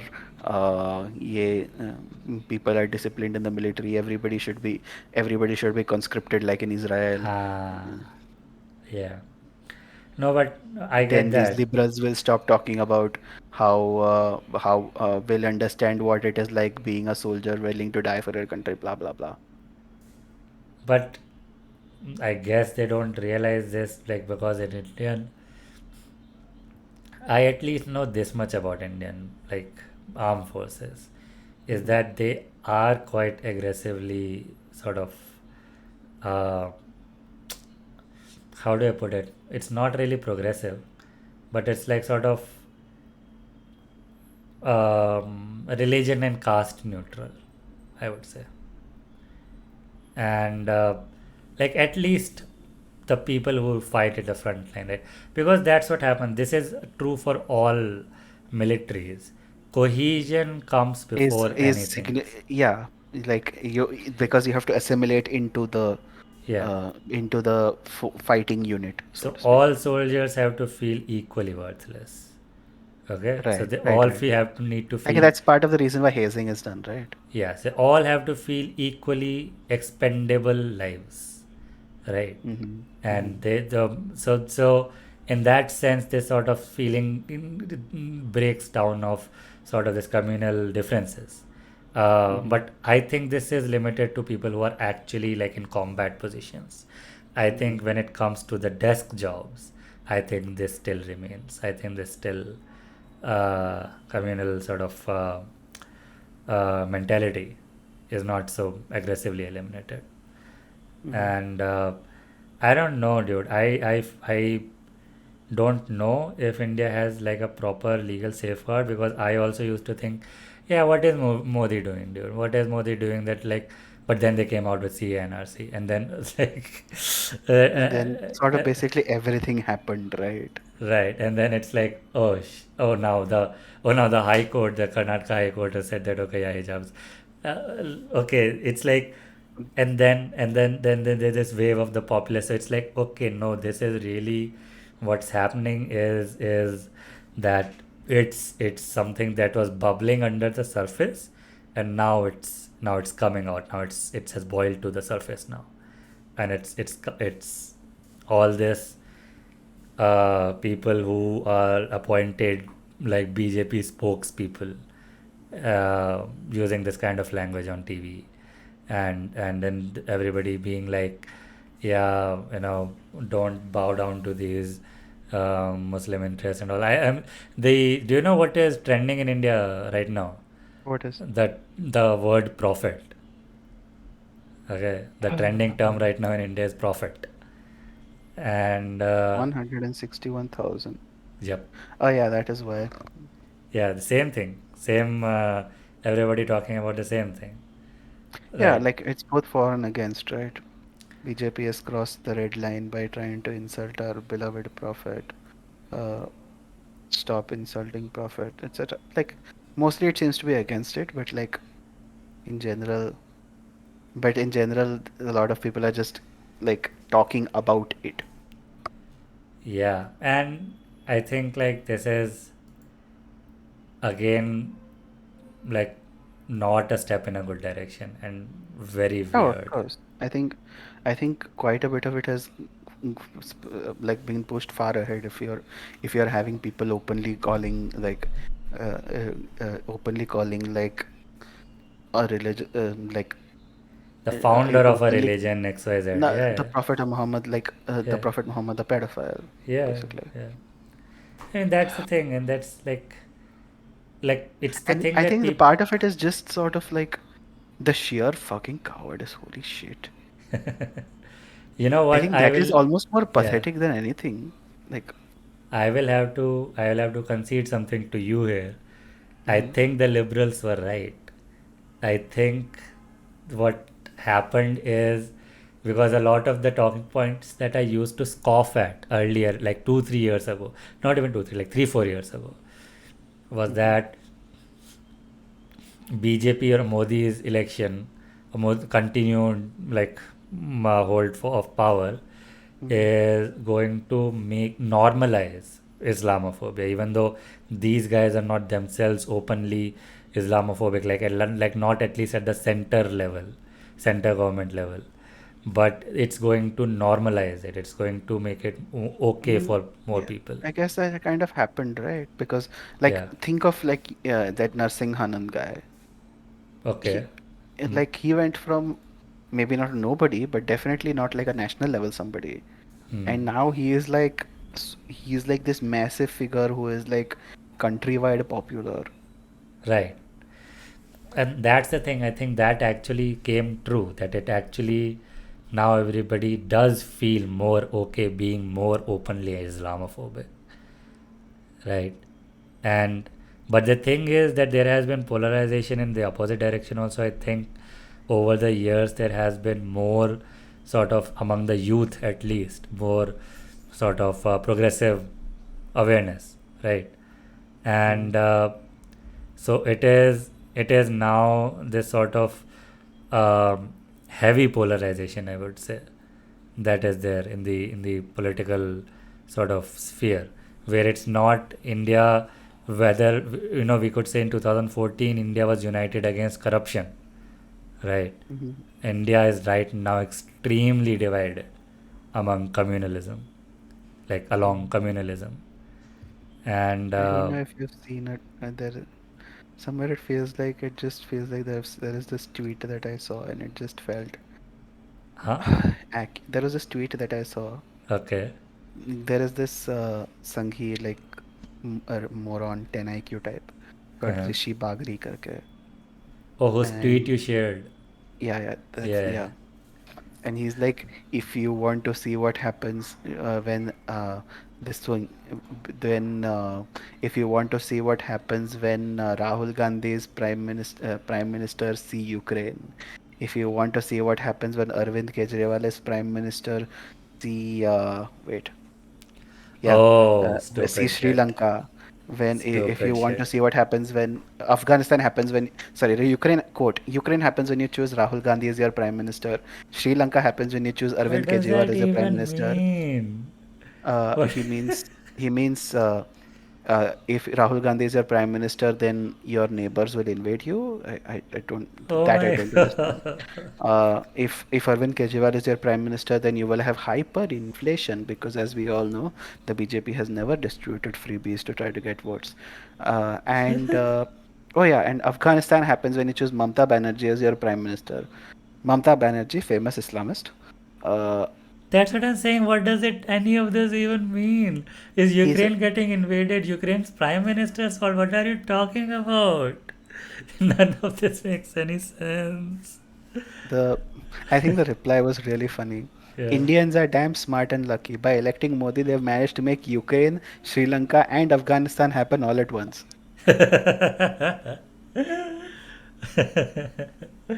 Okay. Economic problems, Uh, religious extremism, yeah. and foreign invasion. I don't know what foreign invasion. I mean, not getting China. actually invaded. I Not mean, like in a large scale, not like Ukraine levels, but that China thing has been happening ever since, like, I know, but yeah. like I mean, remember when in 2020 China took that part of India and Modi was like, "हमारे सीमा में ना कोई घुसकर आया है." Oh yeah, where's the surgical strike against China, dude? What's up? Yeah, What's I mean it's like? just like it was just a fucking cowardice, right? Like it's just this continued nature from the party of Savarkar. Yeah, like, yeah, you keep, you'll not give up any chance to bully Pakistan, but like, Yeah, okay, because like Pakistan is like easy words, right? And Pakistan yeah, is easy words because people you can say like Musalman.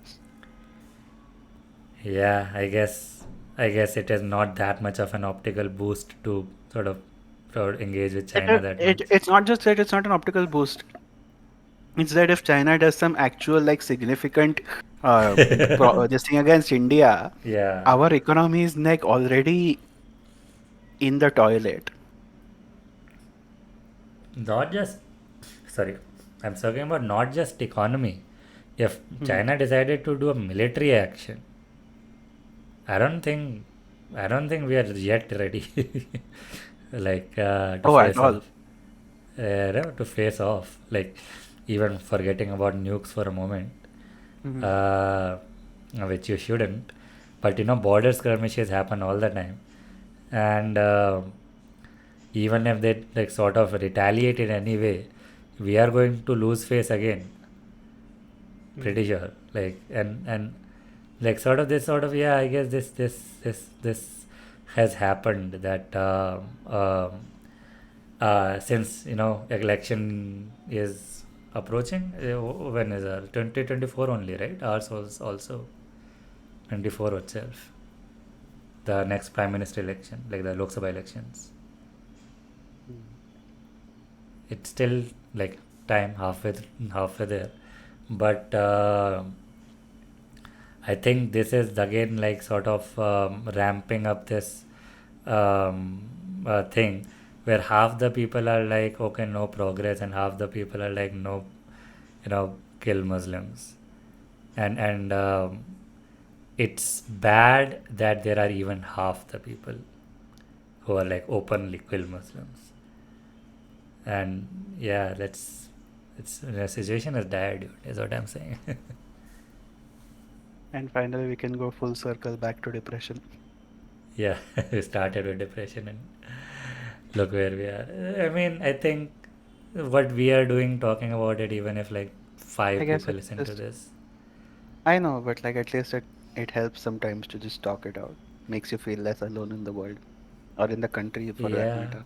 yeah, and we upload it as well. I think visibility helps. I think visibility of issue makes things like not as bad, because if you are at least aware of what's happening, instead of it instead of it sort of a denial, right? Because a lot of Indians are in denial, especially like middle age and above people. Mhm. Even if they are progressive, they are in denial that anything is such is happening. uh, at least some minds need to be changed about that. It's not, you have to read the writing on the wall. It's like, Yeah. this is how things start, this is how it starts. It's not always like sort of, by the time it is clear to you, it is already too late. And it's like right now, I would say the enemy is not even BJP, it's the elements of society worse than BJP that have just sort of gotten a platform now. Yeah, because we are actually at a point where a significant part of the population feels that the BJP doesn't hate Muslims enough. No? Right, and you remember even the first ever episode that we recorded, the Hmm. first ever, and we were talking about the Shah Rukh Khan's son's case, right? Mm-hmm. And Mm-hmm. I was like, I don't think there are as many actual Islamophobes. But then, like, no, I think there are. I think there are. I think, I think him getting sort of, targeted so much was a product of sort of doing like a chilling effect of like Muslim, um, what do you say, like members of Bollywood, right? Mm-hmm. And I think that might have been the case. And, Next time, I am actually going to write for next time we have a podcast. I am going to save the word Urdu wood so that we remember to discuss it. yeah, let's start next time. Let's just start with Urdu. Yeah. After that, we'll see where it goes. Anyway, so I think it's been like 3 hours. It's even 3. It's like 2:20. Yeah, I think this is a good time to stop. Okay. So thank you, Yeah, thanks everyone for everyone. listening. Yeah, comment what you thought, and we'll See you see when you. we see you. Like, share, and subscribe, Yep. and hit the bell icon. Yeah. So.